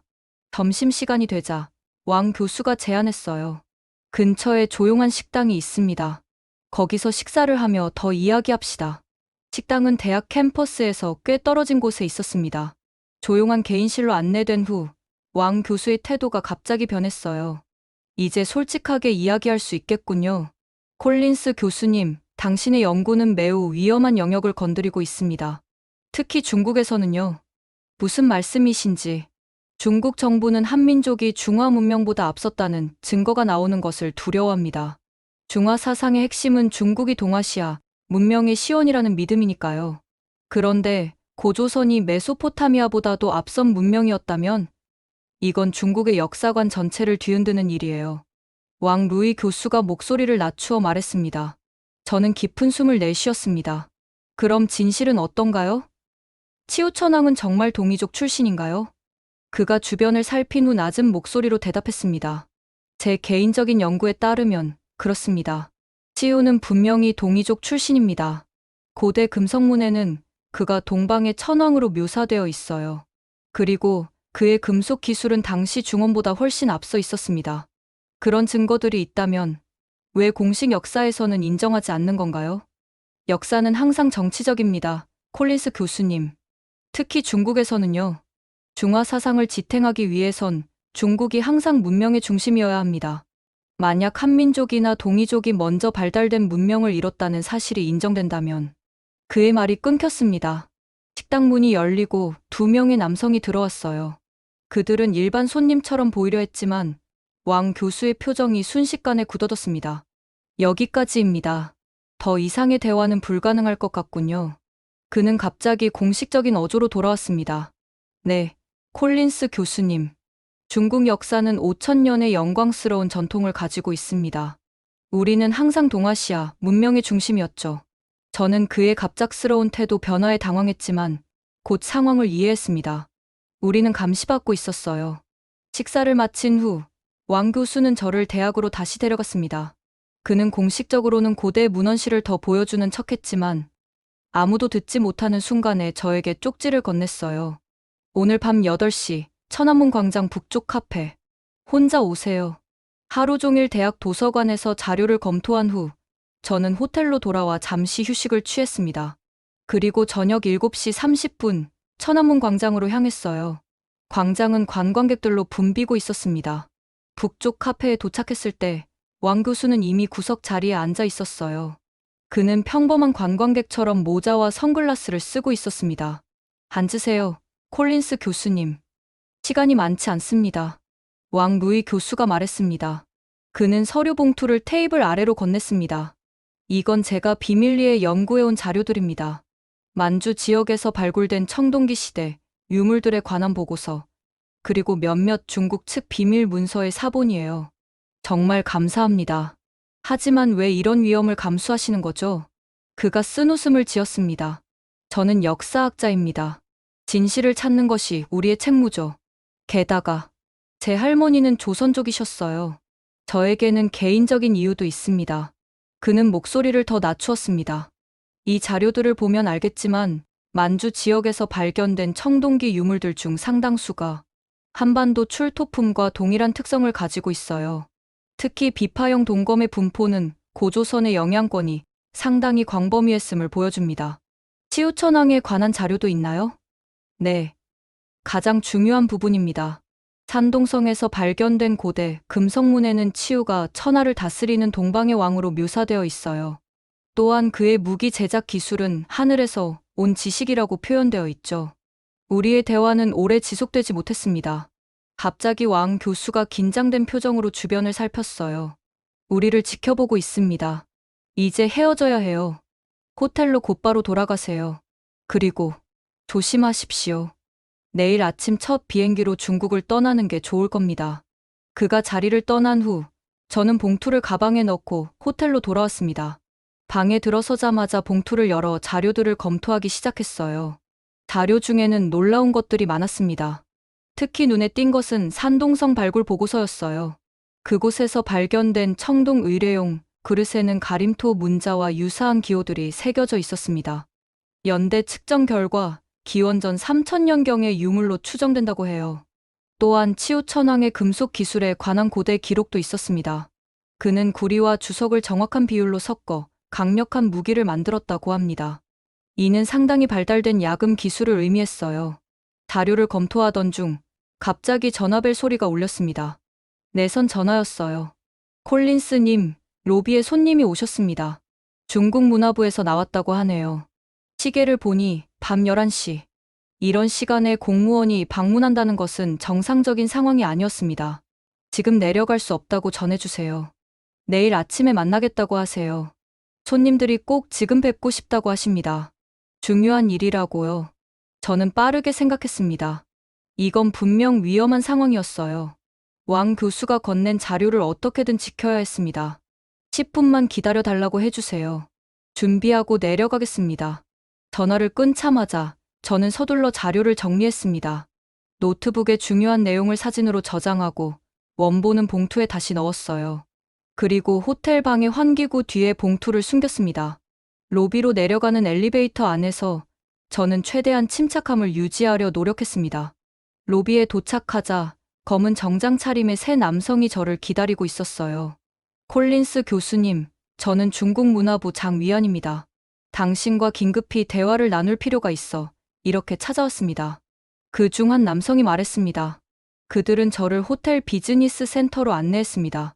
문이 닫히자 분위기가 급격히 변했어요. 콜린스 교수님, 당신은 중국의 역사적 주권을 침해하는 활동을 하고 있습니다. 우리는 당신이 왕 루이 교수와 만난 것을 알고 있어요. 그가 불법적으로 건넨 자료들을 요구합니다. 무슨 말씀인지 모르겠네요. 저는 학술 교류를 위해 왕 교수님을 만났을 뿐입니다. 장 위안의 표정이 딱딱하게 굳어졌습니다. 콜린스 교수님, 우리는 친절하게 요청하고 있습니다. 자료를 제출하시면 내일 아침 비행기로 평화롭게 떠나실 수 있어요. 그렇지 않으면 상황이 복잡해질 겁니다. 심장이 빠르게 뛰었지만 저는 침착함을 유지했습니다. 죄송합니다만 저는 무슨 자료인지 모릅니다. 왕 교수님과는 학술적 대화만 나눴어요. 그가 한숨을 내쉬었습니다. 그럼 유감스럽게도 우리는 당신의 방을 수색해야 할 것 같군요. 중국 국가 안보에 관련된 문제입니다. 영장이 있으신가요? 저는 미국 시민입니다. 영사관에 연락할 권리가 있어요. 물론이죠.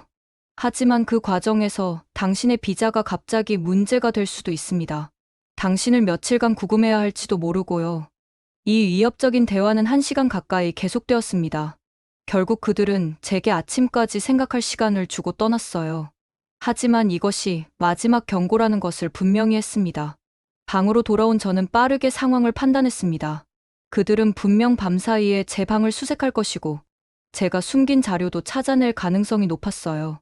호텔에는 머물 수 없었습니다. 급히 짐을 꾸린 후 저는 비상구를 통해 호텔을 빠져나왔습니다. 가장 중요한 것은 제 여권과 노트북, 그리고 카메라였어요. 다행히 이 모든 것을 항상 제 가방에 넣어두는 습관이 있었죠. 늦은 밤, 저는 베이징의 거리를 헤매고 있었습니다. 미국 대사관에 연락하는 것이 가장 안전한 선택이었지만 이 시간에는 불가능했어요. 결국 작은 호스텔에 체크인하기로 했습니다. 호스텔 방에 들어서자마자 저는 에밀리에게 암호화된 이메일을 보냈습니다. 현재 상황과 중국을 긴급히 떠나야 한다는 내용이었어요. 다음 날 새벽, 저는 호스텔을 나와 공항으로 향했습니다. 그러나 공항에 도착한 순간 충격적인 사실을 발견했어요. 제 여권이 사라진 것입니다. 분명 호텔방을 수색하는 과정에서 누군가 여권을 훔쳐갔을 것입니다. 공항 한쪽에서 나올 방법을 생각하던 중 제 핸드폰이 울렸습니다. 한국에서 온 번호였어요. 콜린스 교수님? 저는 서울의 미국 대사관에서 일하는 존슨입니다. 당신의 상황을 들었습니다. 한국에 있는 당신의 지인이 저희에게 연락해 왔어요. 전화 너머로 목소리가 들렸습니다. 오, 감사합니다. 제 여권이 사라졌어요. 베이징을 당장 떠나야 합니다. 걱정 마세요. 우리가 도와드리겠습니다. 베이징 미국 대사관의 제임스가 곧 당신을 만날 겁니다. 지금 위치를 알려주세요. 1시간 후, 저는 미국 대사관 직원의 도움으로 임시 여행 증명서를 받을 수 있었습니다. 그들은 저를 문화 교류 프로그램의 일원으로 위장하여 공항을 통과시켜 주었어요. 마침내 비행기에 올라탄 순간 안도의 한숨이 나왔습니다. 하지만 이것은 끝이 아니었습니다.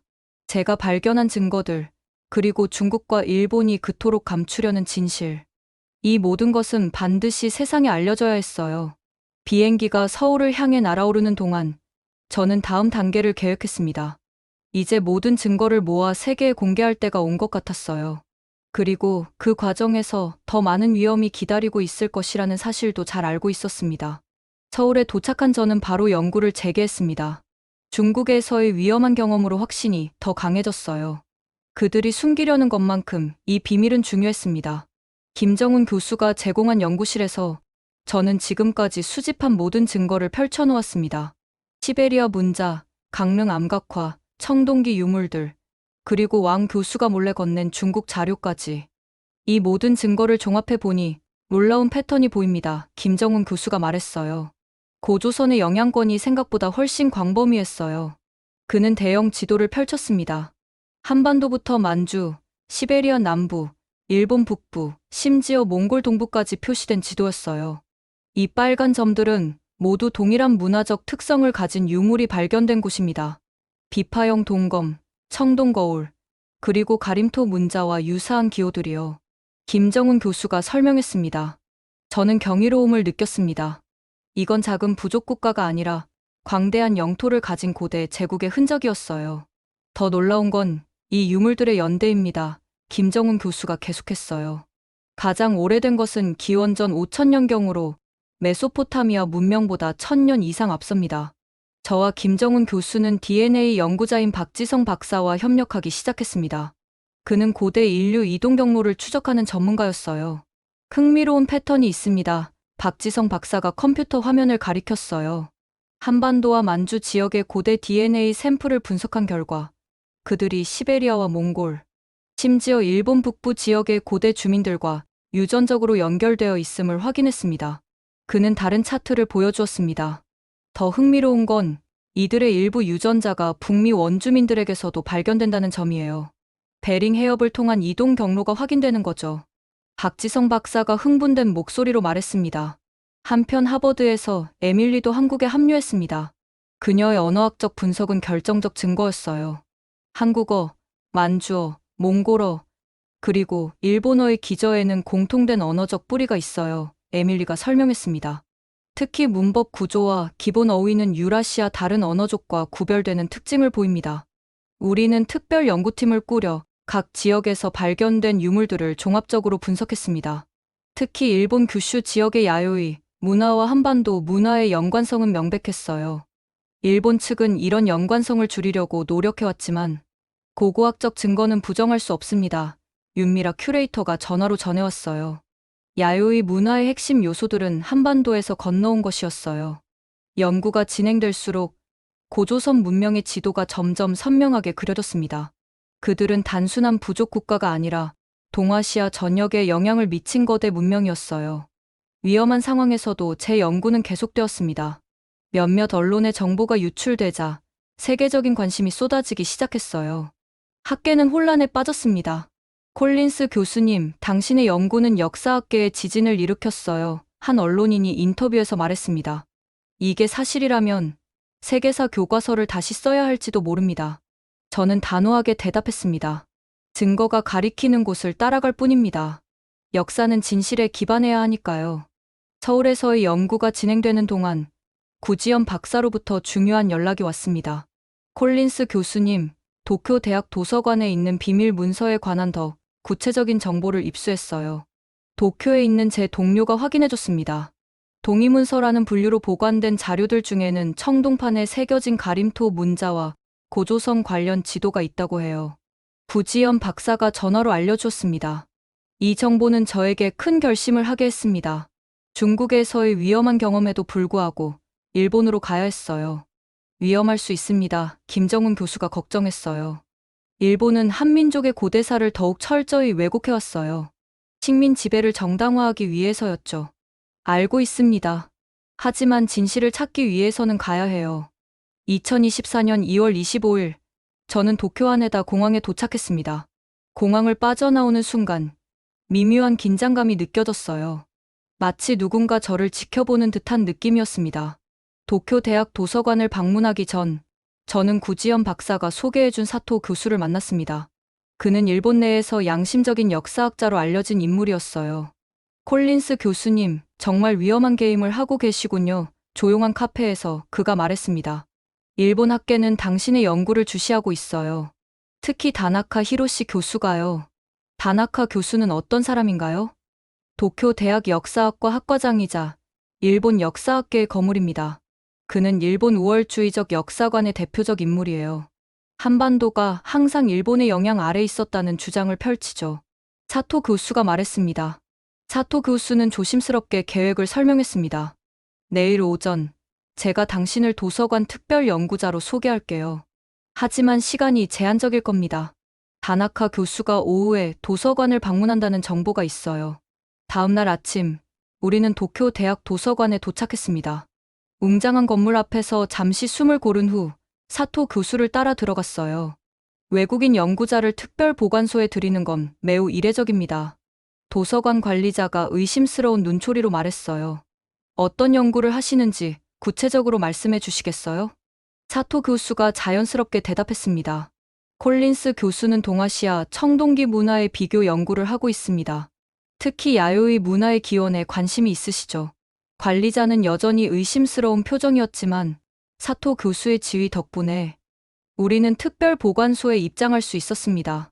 지하 보관소는 차갑고 건조했습니다. 수많은 서고가 미로처럼 이어져 있었어요. 사토 교수가 특정 섹션으로 저를 안내했습니다. 여기가 동의문서 섹션입니다. 일제강점기 때 한국에서 가져온 자료들이 보관되어 있어요. 하지만 목록에는 동아시아 비교문화 자료로 분류되어 있죠. 우리는 신속하게 자료를 검색하기 시작했습니다. 시간이 제한되어 있었어요. 마침내 사토 교수가 오래된 금속 상자를 발견했습니다. 여기 있어요. 조선 고대문자 자료라고 적혀 있네요. 상자를 열자 놀라운 유물들이 나타났습니다. 작은 청동판들, 고대 문서의 사본, 그리고 지도들이었어요. 가장 눈에 띄는 것은 청동판에 새겨진 기호들이었습니다. 이건 가림토 문자예요. 제가 흥분하여 말했습니다. 시베리아와 강릉에서 발견한 것과 동일합니다. 사토 교수도 놀란 표정이었습니다.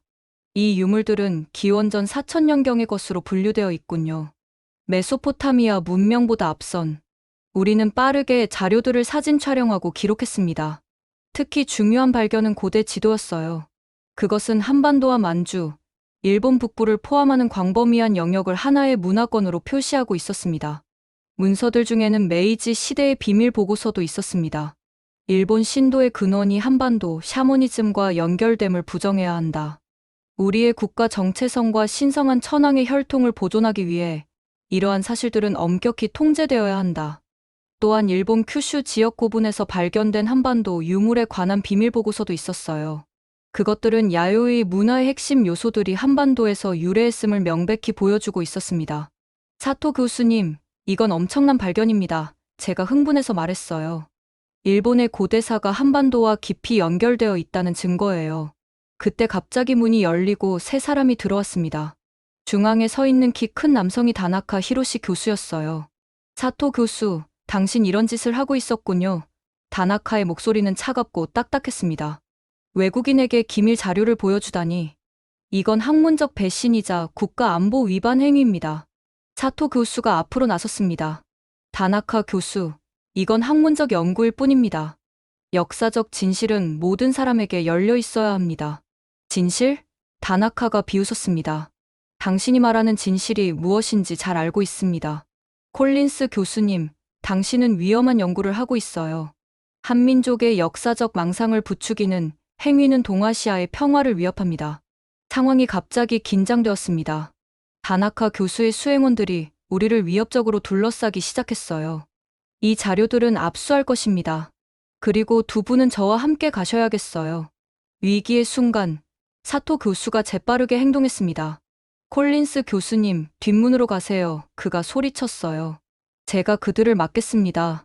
저는 망설였지만 사토 교수의 단호한 눈빛을 보고 결심했습니다. 제 가방에 소중한 증거 사진들이 담긴 카메라를 넣고 비상구로 향했어요. 뒤에서는 격렬한 논쟁 소리가 들렸습니다. 도서관을 빠져나와 캠퍼스를 가로질러 달렸습니다. 뒤에서 누군가 쫓아오는 소리가 들렸어요.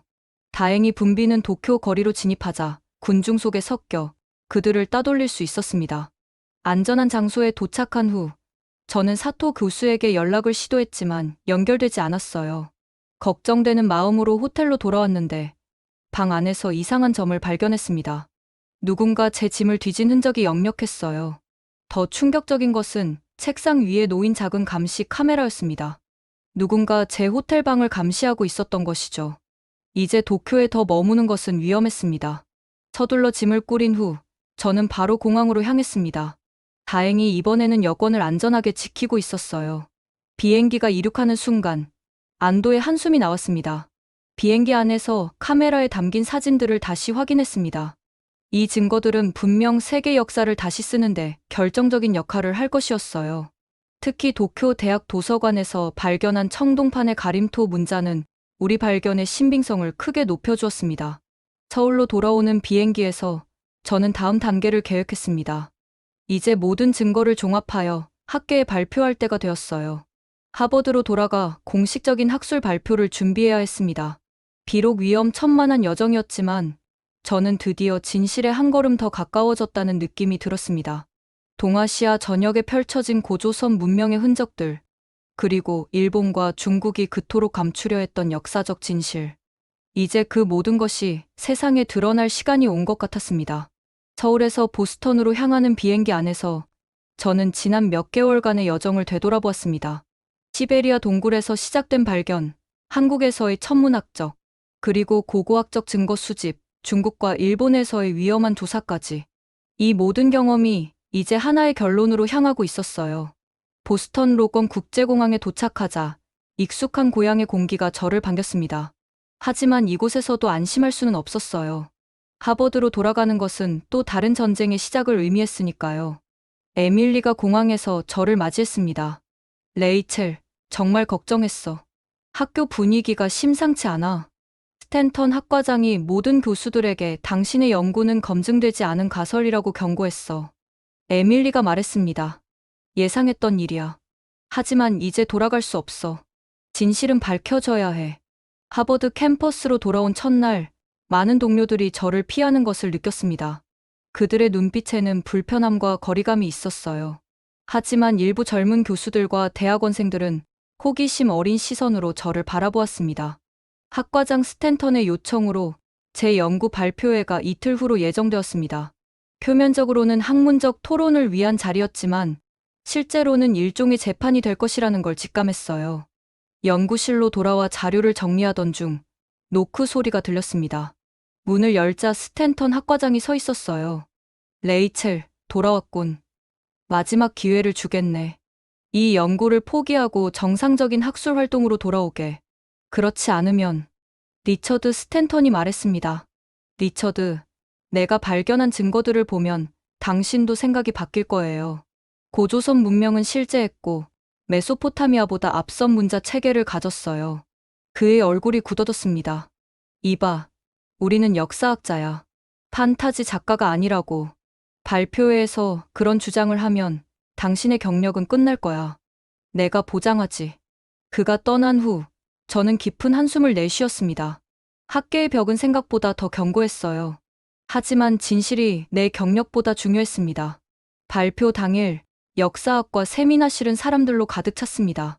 교수들뿐만 아니라 다른 학과의 교수들, 대학원생들, 심지어 몇몇 언론인들까지 참석했어요. 긴장된 분위기 속에서 제 발표가 시작되었습니다. 여러분, 오늘 저는 인류 문명사를 다시 써야 할지도 모를 발견에 대해 이야기하려 합니다. 슬라이드를 통해 저는 차례대로 증거들을 제시했습니다. 시베리아 동굴의 문자, 고조선의 천문 기록이 실제 천문학적 현상과 일치한다는 증거, 비파형 동검의 광범위한 분포, 그리고 강릉 유적지에서 발견한 가림토 문자의 흔적까지. 이 모든 증거가 가리키는 결론은 하나입니다. 기원전 5000년경 한반도와 만주 지역에는 이미 발달된 문명이 존재했으며 그들은 체계적인 문자 체계를 가지고 있었습니다. 이는 메소포타미아 수메르 문명보다 1000년 이상 앞선 것입니다. 발표가 진행되는 동안 청중의 반응은 극명하게 나뉘었습니다. 일부는 놀라움과 흥미를 감추지 못했고 다른 일부는 의심과 불신의 표정을 짓고 있었어요. 마지막으로 저는 도쿄 대학 도서관에서 발견한 자료들을 공개했습니다. 이 청동판에 새겨진 가림토 문자는 일제강점기에 한국에서 약탈된 것으로 현재 도쿄 대학 도서관에 비밀리에 보관되어 있습니다. 탄소 연대 측정 결과 이 유물은 기원전 4800년경의 것으로 확인되었습니다. 발표가 끝나자 질문 세션이 시작되었습니다. 예상대로 스탠턴 학과장이 가장 먼저 손을 들었어요. 콜린스 교수, 당신의 주장은 기존 역사학계의 정설을 완전히 뒤엎는 것입니다. 더 확실한 증거가 필요하지 않을까요? 특히 그 가림토 문자라는 것이 진짜 문자 체계인지 단순한 장식은 아닌지 어떻게 확신할 수 있죠? 리처드 스탠턴이 날카롭게 물었습니다. 좋은 질문입니다, 리처드. 우리는 언어학적 분석을 통해 이 기호들이 체계적인 패턴을 가지고 있음을 확인했습니다. 같은 기호가 다른 맥락에서 반복되고 일관된 구조를 보이는 것은 이것이 실제 문자 체계임을 강력히 시사합니다. 다른 교수가 일어섰습니다. 하지만 환단고기는 20세기에 발견된 문헌입니다. 어떻게 그것이 고대의 진실을 담고 있다고 확신할 수 있나요? 제가 추적한 바에 따르면 환단고기의 원본은 일제강점기에 의도적으로 파괴되었을 가능성이 높습니다. 이유립이 발견한 것은 그 사본이었을 거예요. 그리고 그 내용의 정확성은 천문 기록과 고고학적 증거로 뒷받침됩니다.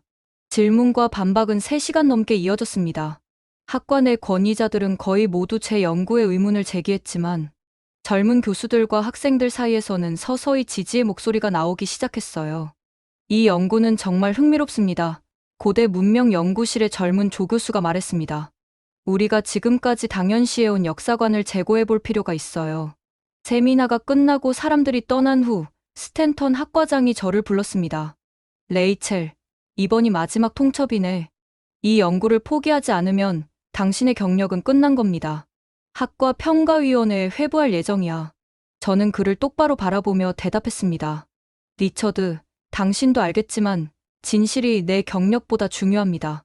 역사학자로서 우리의 책무는 증거가 가리키는 곳을 따라가는 것이지 편안하고 익숙한 이론을 보존하는 게 아니에요.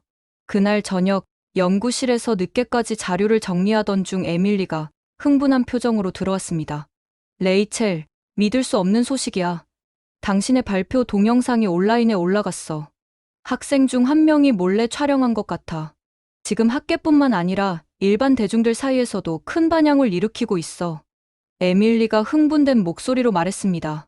저는 놀라서 컴퓨터 화면을 확인했습니다. 정말 제 발표 영상이 수만 명의 조회수를 기록하고 있었어요. 댓글들은 엇갈렸지만 많은 사람들이 흥미와 지지를 표현하고 있었습니다. 이건 예상치 못했네. 더 놀라운 소식이 있어. 에밀리가 계속했어요. 유네스코에서 연락이 왔대. 그들이 당신의 연구에 관심을 보이고 있어. 동아시아 고대 문명 연구 프로젝트를 제안하고 싶다고 했어. 이것은 상황의 전환점이었습니다. 학계의 압력에도 불구하고 제 연구는 더 넓은 세계로 퍼져나가고 있었어요. 진실을 억누르려는 시도는 오히려 더 많은 관심을 불러일으켰습니다. 다음 날 예상대로 스탠턴 학과장은 저를 학과 평가위원회에 회부했습니다. 공식적인 이유는 검증되지 않은 가설을 학문적 사실로 주장한다는 것이었어요. 하지만 이미 때는 늦었습니다.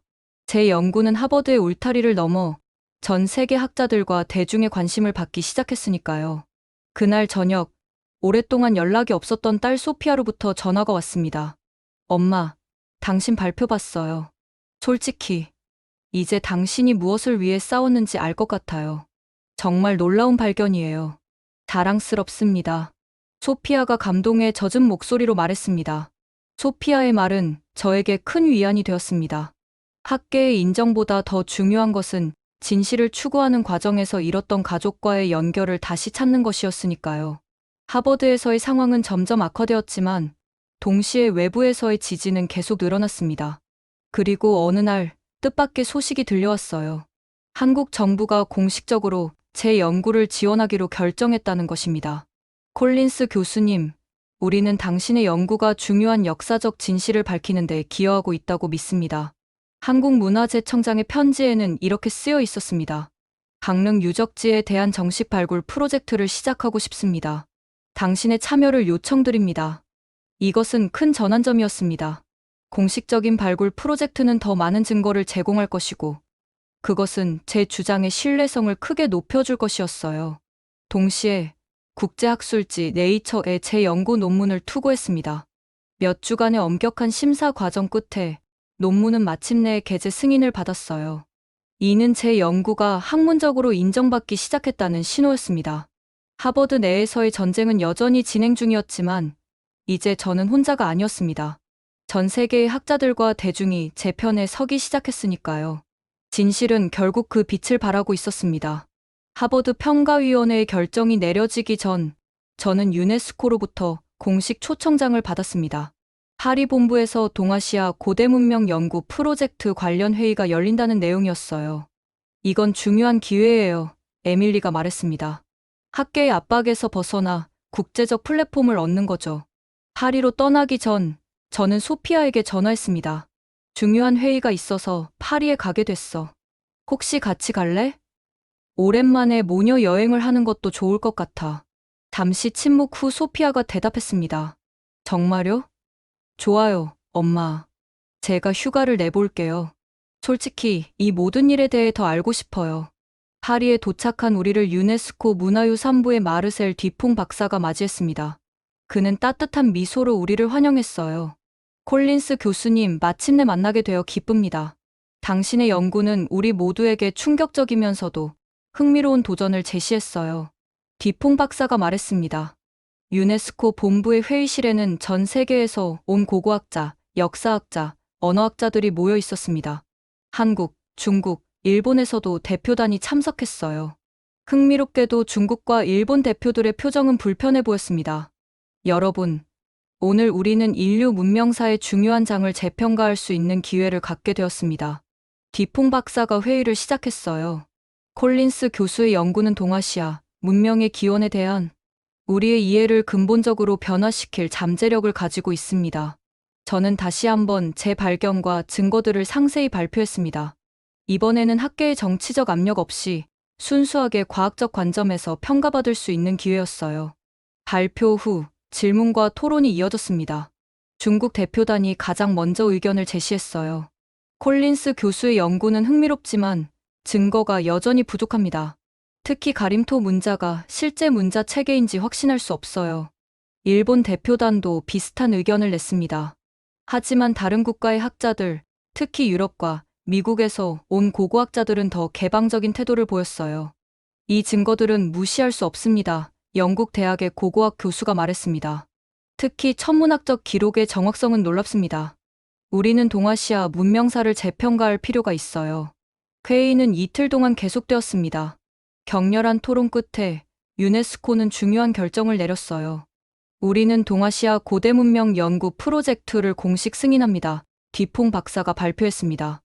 이 프로젝트는 한국, 중국, 일본, 러시아 영토에 걸친 고대 문명의 흔적을 체계적으로 연구할 것입니다. 콜린스 교수가 학술 자문으로 참여하게 될 것이고 각국의 전문가들이 함께할 것입니다. 중국과 일본 대표들은 여전히 불만족스러운 표정이었지만 국제적 압력 앞에서 공개적으로 반대하지는 못했습니다. 이것은 큰 승리였어요. 이제 제 연구는 개인적 주장이 아닌 국제적으로 인정받는 프로젝트가 된 것입니다. 회의가 끝난 후 소피아와 저는 파리의 작은 카페에서 대화를 나눴습니다. 엄마, 정말 놀라웠어요. 이런 국제적인 관심을 받다니. 당신이 옳았어요. 소피아가 감탄하며 말했습니다. 사실 나도 놀랐어. 처음엔 학문적 호기심으로 시작했는데 이제는 역사적 정의를 바로 세우는 일이 되었네. 소피아가 커피잔을 만지작거리며 물었습니다. 엄마, 이제 하버드는 어떻게 될 것 같아요? 솔직히 모르겠어. 하지만 이제는 그게 중요하지 않아. 진실을 찾는 것이 내 사명이 되었으니까. 파리에서의 마지막 날, 비퐁 박사가 저에게 중요한 소식을 전했습니다. 콜린스 교수님, 한국 정부가 강릉 유적지를 세계문화유산으로 등재 신청할 계획입니다. 당신의 연구가 결정적 역할을 했어요. 이 소식은 저에게 큰 감동을 주었습니다. 학계의 반발을 무릅쓰고 시작한 연구가 이제 세계적 인정을 받게 된 것이니까요. 보스턴으로 돌아온 저를 기다리고 있던 것은 하버드 평가위원회의 결정이었습니다. 예상대로 그들은 제게 학문적 엄밀성 부족이라는 이유로 경고를 내렸어요. 하지만 이제 그들의 결정은 중요하지 않았습니다. 제 연구실로 스탠턴 학과장이 찾아왔습니다.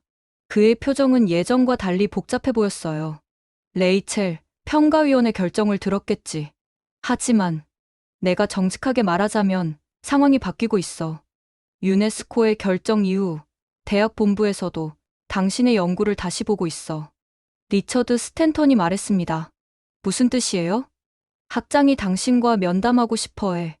아마도 대학 차원의 지원을 논의하려는 것 같아. 상황은 생각보다 빠르게 바뀌고 있었습니다. 국제적 인정이 하버드의 태도마저 변화시키고 있었어요. 그러나 저는 이미 다음 단계를 결심한 상태였습니다. 리처드, 고맙지만 이미 결정했어요. 나는 유네스코 프로젝트에 전념하기 위해 한국으로 갈 거예요. 적어도 1년 동안은요. 그의 눈에 놀란 기색이 역력했습니다. 한국으로? 하지만 하버드에서의 당신의 위치는 더 이상 중요하지 않아요. 이건 단순한 학술 연구가 아니에요. 빼앗긴 역사를 되찾는 일이죠. 다음 날, 저는 하버드 대학의 1년간의 연구 휴가를 공식 요청했습니다. 학장과의 면담에서 저는 제 결심을 분명히 전달했어요. 이 연구는 단순한 학문적 성취를 넘어선 의미가 있습니다. 식민 지배와 제국주의에 의해 왜곡된 역사를 바로잡는 일이에요. 놀랍게도 학장은 제 요청을 승인했습니다. 아마도 유네스코의 결정과 국제적 관심이 영향을 미쳤을 거예요. 또한 하버드로서는 이 중요한 발견에 연관되어 있다는 명성을 유지하고 싶었을 테니까요. 연구 휴가가 승인된 후 저는 서둘러 한국행 준비를 시작했습니다. 이번에는 단기 방문이 아닌 장기 체류였으니까요. 떠나기 전 에밀리가 저를 찾아왔어요. 나도 같이 갈게, 그녀가 말했습니다. 언어학적 분석이 이 프로젝트에 필수적일 거야. 내가 도울 수 있어. 저는 감격했습니다. 홀로 시작한 여정이었지만 이제는 함께하는 동료들이 생긴 것이었어요. 소피아도 놀라운 결정을 내렸습니다. 엄마, 잠시 휴직을 신청했어요. 3개월 동안 한국에서 엄마와 함께할 거예요. 변호사로서의 내 경험이 도움이 될지도 모르잖아요? 특히 국제법적 측면에서요. 가족과 동료들의 지지 속에 저는 새로운 자신감을 얻었습니다. 이제 이 연구는 개인적 사명을 넘어 국제적인 역사 바로잡기 프로젝트가 되었으니까요. 출발 전날 밤, 저는 언론과의 인터뷰에서 이렇게 말했습니다. 역사는 승리자에 의해 쓰여져 왔습니다. 하지만 진실은 언제나 그 자리에 있어요. 우리의 목표는 정치적 이해관계나 민족주의적 자부심이 아닌 객관적 증거에 기반한 역사를 회복하는 것입니다. 이것은 한민족만의 문제가 아니라 인류 공동의 유산을 올바르게 이해하는 문제니까요. 전 세계적인 관심 속에 유네스코의 동아시아 고대 문명 연구 프로젝트가 공식 출범했습니다. 첫 발굴 현장은 강릉의 유적지였고 저는 그곳으로 향하는 비행기에 오르기 위해 준비했습니다. 이전의 학자로서가 아닌 역사적 진실을 찾아가는 여행자로서 저는 새로운 장을 열기 위해 다시 한번 태평양을 건너게 되었습니다. 2024년 5월 강릉 유적지에 도착한 첫날, 저는 깊은 감동을 느꼈습니다. 예전에 이하늘 박사와 둘이서 몰래 탐사했던 그 장소가 이제는 국제적인 발굴 현장으로 변모해 있었어요. 수십 명의 고고학자, 역사학자, 언어학자들이 체계적으로 작업하고 있었습니다. 놀랍군요. 콜린스 교수님, 이하늘 박사가 저를 맞이했습니다. 몇 개월 전만 해도 우리 둘뿐이었는데 이제는 전 세계에서 학자들이 모여 있어요.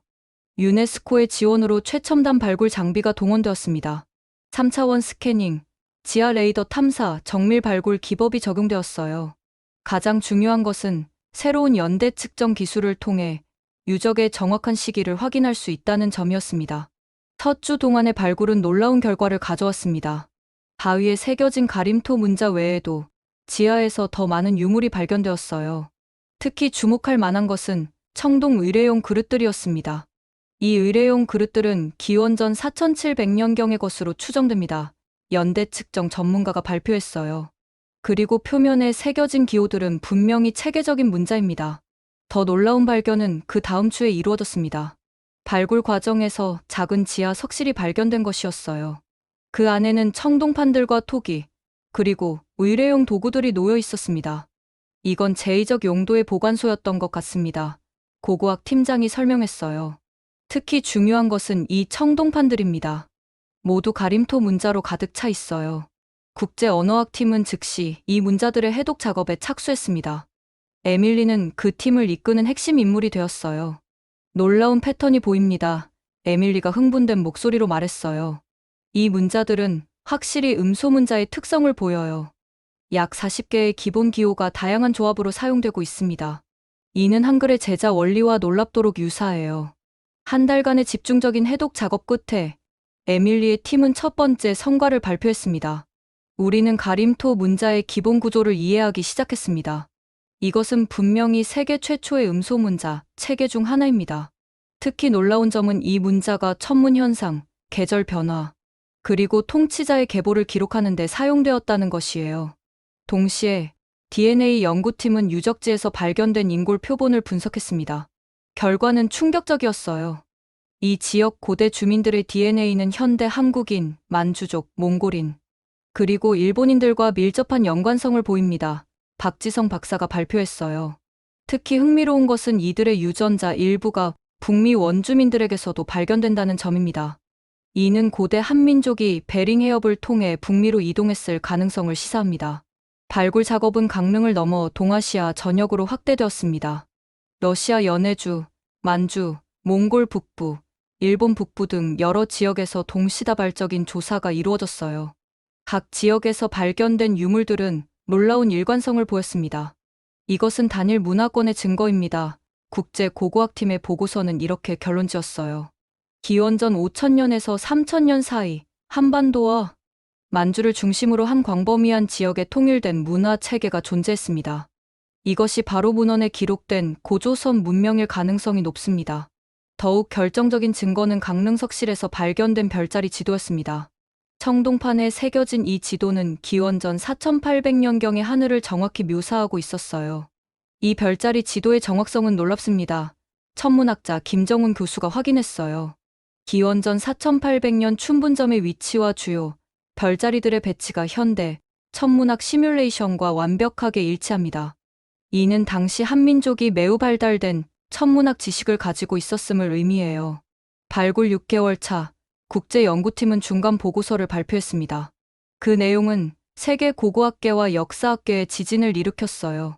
우리의 연구 결과 기원전 5000년경 한반도와 만주 지역에 고도로 발달된 문명이 존재했음이 확인되었습니다. 이들은 체계적인 문자 체계, 정교한 천문학 지식, 발달된 금속 기술을 보유하고 있었습니다. 이 문명은 메소포타미아 수메르 문명보다 최소 1000년 이상 앞섰으며 동아시아 전역에 영향을 미쳤습니다. 이 보고서에 대한 반응은 국가별로 다양했습니다. 한국은 당연히 열광적이었고 러시아와 몽골은 비교적 객관적인 태도를 보였어요. 그러나 중국과 일본의 반응은 여전히 차가웠습니다. 이 연구는 더 많은 검증이 필요하다. 중국 국립역사박물관은 공식 성명을 발표했어요. 소위 고조선 문명이 중화 문명보다 앞섰다는 주장은 아직 확정적 증거가 부족합니다. 그러나 곧 중국 내에서도 변화의 조짐이 보이기 시작했습니다. 일부 중국 학자들이 독자적으로 연구에 참여하기 시작했고 베이징 대학의 왕 루이 교수도 공개적으로 지지 의사를 표명했어요. 역사적 진실은 민족주의를 초월해야 합니다. 그가 국제학술지에 기고했어요. 고조선 문명이 존재했고 그것이 동아시아 전체에 영향을 미쳤다는 증거는 무시할 수 없습니다. 1년간의 집중적인 연구 끝에 유네스코는 서울에서 국제학술대회를 개최했습니다. 전 세계에서 수백 명의 학자들이 참석했고 저는 기조 연설자로 초청받았어요. 여러분, 오늘 우리는 인류 문명사의 새로운 장을 열고 있습니다. 제가 연설을 시작했어요. 지난 200년간 우리는 서구 중심적 시각으로 세계사를 바라보았습니다. 모든 위대한 문명은 서쪽에서 시작되었다고 믿어왔죠. 그러나 이제 우리는 그 패러다임을 바꿔야 할 증거를 가지고 있습니다. 스크린에 강릉 유적지에서 발견된 유물들, 가림토 문자, 별자리 지도, 그리고 DNA 분석 결과가 차례로 나타났습니다. 이 모든 증거가 가리키는 결론은 하나입니다. 기원전 5000년경 한반도와 만주 지역에는 고도로 발달된 문명이 존재했으며 그들은 인류 최초의 체계적 문자 중 하나를 사용했습니다. 이 문명의 영향은 동아시아 전역을 넘어 베링 해협을 통해 북미까지 이어졌을 가능성이 있습니다. 청중 중에는 여전히 회의적인 표정을 짓는 학자들도 있었지만 다수는 놀라움과 경외감을 감추지 못했어요. 특히 젊은 학자들은 열렬한 지지를 표명했습니다. 발표 후 질의응답 시간, 일본 도쿄 대학의 다나카 교수가 일어섰습니다. 콜린스 교수, 당신의 연구는 매우 흥미롭습니다. 그러나 여전히 의문이 남아요. 만약 그토록 발달된 문명이 존재했다면 왜 그들은 고대, 중국이나 메소포타미아처럼 거대한 도시나 건축물을 남기지 않았을까요? 다나카 교수가 날카롭게 질문했습니다. 저는 침착하게 대답했습니다. 좋은 질문입니다. 다나카 교수님. 모든 문명이 동일한 발전 경로를 따르는 것은 아닙니다. 고조선 문명은 아마도 거대한 석조 건축물 대신 목조 건축과 자연 환경에 조화로운 방식으로 발전했을 것입니다. 게다가 일제강점기 동안 많은 유적이 의도적으로 파괴되었다는 증거도 있어요. 우리는 이제 막 그 흔적을 발견하기 시작했을 뿐입니다. 학술대회의 마지막 날, 유네스코는 중요한 결정을 발표했습니다. 강릉 가림토 유적지를 세계문화유산 잠정 목록에 등재합니다. 또한 동아시아 고대 문명 연구 프로젝트를 향후 5년간 지속적으로 지원할 것입니다. 이 발표는 대회장을 열광으로 가득 채웠습니다. 그것은 국제학계가 드디어 고조선 문명의 존재를 인정하기 시작했다는 신호였어요. 서울에서의 학술 대회가 끝난 후 저는 소피아와 함께 다시 강릉을 방문했습니다. 이번에는 연구자로서가 아니라 단순한 방문객으로요. 유적지는 이제 훨씬 더 체계적으로 정비되어 있었습니다. 가림토 문자가 새겨진 바위 주변에는 보호시설이 설치되었고 방문객 센터에서는 고조선 문명에 대한 전시가 이루어지고 있었어요. 엄마, 정말 대단해요. 소피아가 감동에 젖은 목소리로 말했습니다. 엄마가 이 모든 것을 시작했다니 자랑스러워요. 우리는 바위 정상에 올라 눈 아래로 펼쳐진 동해와 강릉 시내를 바라보았습니다. 같은 풍경을 수천 년 전 고대 한민족도 보았을 것이라고 생각하니 경외감이 들었어요. 세상은 변했어. 소피아, 제가 말했습니다. 역사는 언제나 진실을 향해 나아가게 되어 있어. 비록 시간이 걸리더라도 말이야. 그날 저녁 강릉 해변에서 열린 기념 행사에는 세계 각국에서 온 학자들과 외교관들이 참석했습니다. 유네스코 사무총장이 직접 축사를 전했어요. 오늘 우리는 인류 문명의 새로운 장을 기념합니다. 콜린스 교수와 국제연구팀의 용기와 헌신 덕분에 우리는 역사의 진실에 한 걸음 더 가까이 다가갔습니다. 행사가 끝난 후 저는 홀로 유적지 근처 조용한 언덕에 올랐습니다. 밤하늘에는 수천 개의 별들이 빛나고 있었어요. 고대 한민족도 이 같은 하늘을 보며 우주의 신비를 기록했을 것입니다. 진실은 결국 드러나는 법이야. 저는 중얼거렸습니다. 그리고 그 순간, 비록 제가 과학자여 무신론자였지만 수천 년의 시간을 초월하여 그들과 연결된 듯한 강렬한 느낌이 들었습니다. 마치 고대의 목소리가 제게 속삭이는 것 같았어요. 당신이 우리의 이야기를 전해주었군요. 감사합니다. 국제학술대회로부터 1년이 흘렀습니다. 그 사이 세계는 크게 변화했어요. 고조선 문명은 이제 대부분의 역사 교과서에 등장하는 용어가 되었고, 강릉 가림토 유적은 공식적으로 유네스코 세계문화유산으로 등재되었습니다. 하버드로 돌아온 저는 예상치 못한 환대를 받았습니다. 한때 제 연구를 비판했던 스탠턴 학과장조차 이제는 제 업적을 인정했어요. 레이첼, 당신이 옳았어. 그가 사무실에서 만났을 때 말했습니다. 처음에는 믿기 어려웠지만 이제 증거는 압도적이야. 당신은 역사학의 패러다임을 바꾸었어. 하버드는 고대 문명학 연구센터를 설립했고 저는 초대 센터장으로 임명되었습니다. 센터의 주요 연구 주제는 물론 고조선 문명과 그 영향이었어요. 국제적 영향도 놀라웠습니다. 세계 각국의 교육과정이 수정되기 시작했고 인류 문명의 발상지로 메소포타미아뿐만 아니라 동아시아도 포함되었어요. 특히 젊은 세대들에게 이 새로운 역사관은 당연한 것으로 받아들여졌습니다. 중국과 일본의 태도도 서서히 변화했습니다. 처음에는 거부감을 표현했지만 증거가 계속 쌓이자 더 이상 부정할 수 없게 되었어요. 특히 중국 내 소수민족 지역에서는 이 발견이 큰 반향을 일으켰습니다. 우리 조상들이 동이족과 연관이 있다는 것은 항상 우리의 전설에 있었습니다. 중국, 동북 지역의 조선족 학자가 말했어요. 이제 그것이 과학적으로 증명되었습니다. 일본에서도 변화의 바람이 불었습니다. 사토 교수는 도쿄 대학에서 동아시아 문명 기원 연구소를 설립했고 많은 젊은 학자들이 그의 연구에 동참했어요. 심지어 다나카 교수도 결국 일부 증거를 인정하기 시작했습니다. 야요이 문화가 한반도에서 전파되었다는 것은 부정할 수 없는 사실입니다. 그가 국제 심포지엄에서 말했어요. 우리는 더 열린 마음으로 역사를 바라볼 필요가 있습니다. 발굴 작업은 계속되었고 더 많은 증거들이 발견되었습니다. 특히 주목할 만한 것은 가림토 문자의 해독이 상당한 진전을 이루었다는 점이었어요. 에밀리가 이끄는 언어학팀은 가림토 문자의 약 60%를 해독하는 데 성공했습니다. 가림토 문자는 음소문자와 표의문자의 특성을 모두 가지고 있습니다. 에밀리가 학술지에 발표했어요. 특히 흥미로운 점은 한글의 제자 원리와 유사한 체계를 보인다는 것입니다. 세종대왕이 한글을 창제할 때 고대 문자의 영향을 받았을 가능성을 배제할 수 없어요. 가림토 문자로 기록된 내용 중에는 천문현상, 제의식, 통치자의 계보뿐만 아니라 다양한 종류의 작물 재배법과 금속 재련 기술에 관한 설명도 있었습니다. 이는 고조선이 단순한 부족 국가가 아니라 과학과 기술이 발달한 복잡한 문명사회였음을 증명하는 것이었어요. DNA 연구도 흥미로운 결과를 계속 제공했습니다. 한반도와 만주 지역의 고대 DNA는 북미 원주민들, 특히 북서부 해안 부족들과의 연관성을 보였습니다. 이는 고대 한민족의 일부가 베링 해협을 건너 북미 대륙으로 이주했을 가능성을 시사했어요. 유전자 연구 결과 기원전 만년에서 8천년 사이에 한반도와 만주 지역에서 북미로의 인구 이동이 있었음이 확인되었습니다. 박지성 박사의 연구팀이 발표했어요. 이는 고대 한민족이 북미 원주민 형성에 기여했을 가능성을 보여줍니다. 개인적으로 가장 보람찬 순간은 한국 정부로부터 국민훈장 무궁화장을 받은 것이었습니다. 시상식에서 대통령은 이렇게 말했어요. 콜린스 교수님은 우리가 잊고 있던 역사적 진실을 세상에 알렸습니다. 5천년 전 이 땅에서 꽃피었던 찬란한 문명의 증거를 발견하신 것은 한민족뿐만 아니라 인류 역사에 대한 위대한 공헌입니다. 그러나 저에게 가장 큰 보상은 따로 있었습니다.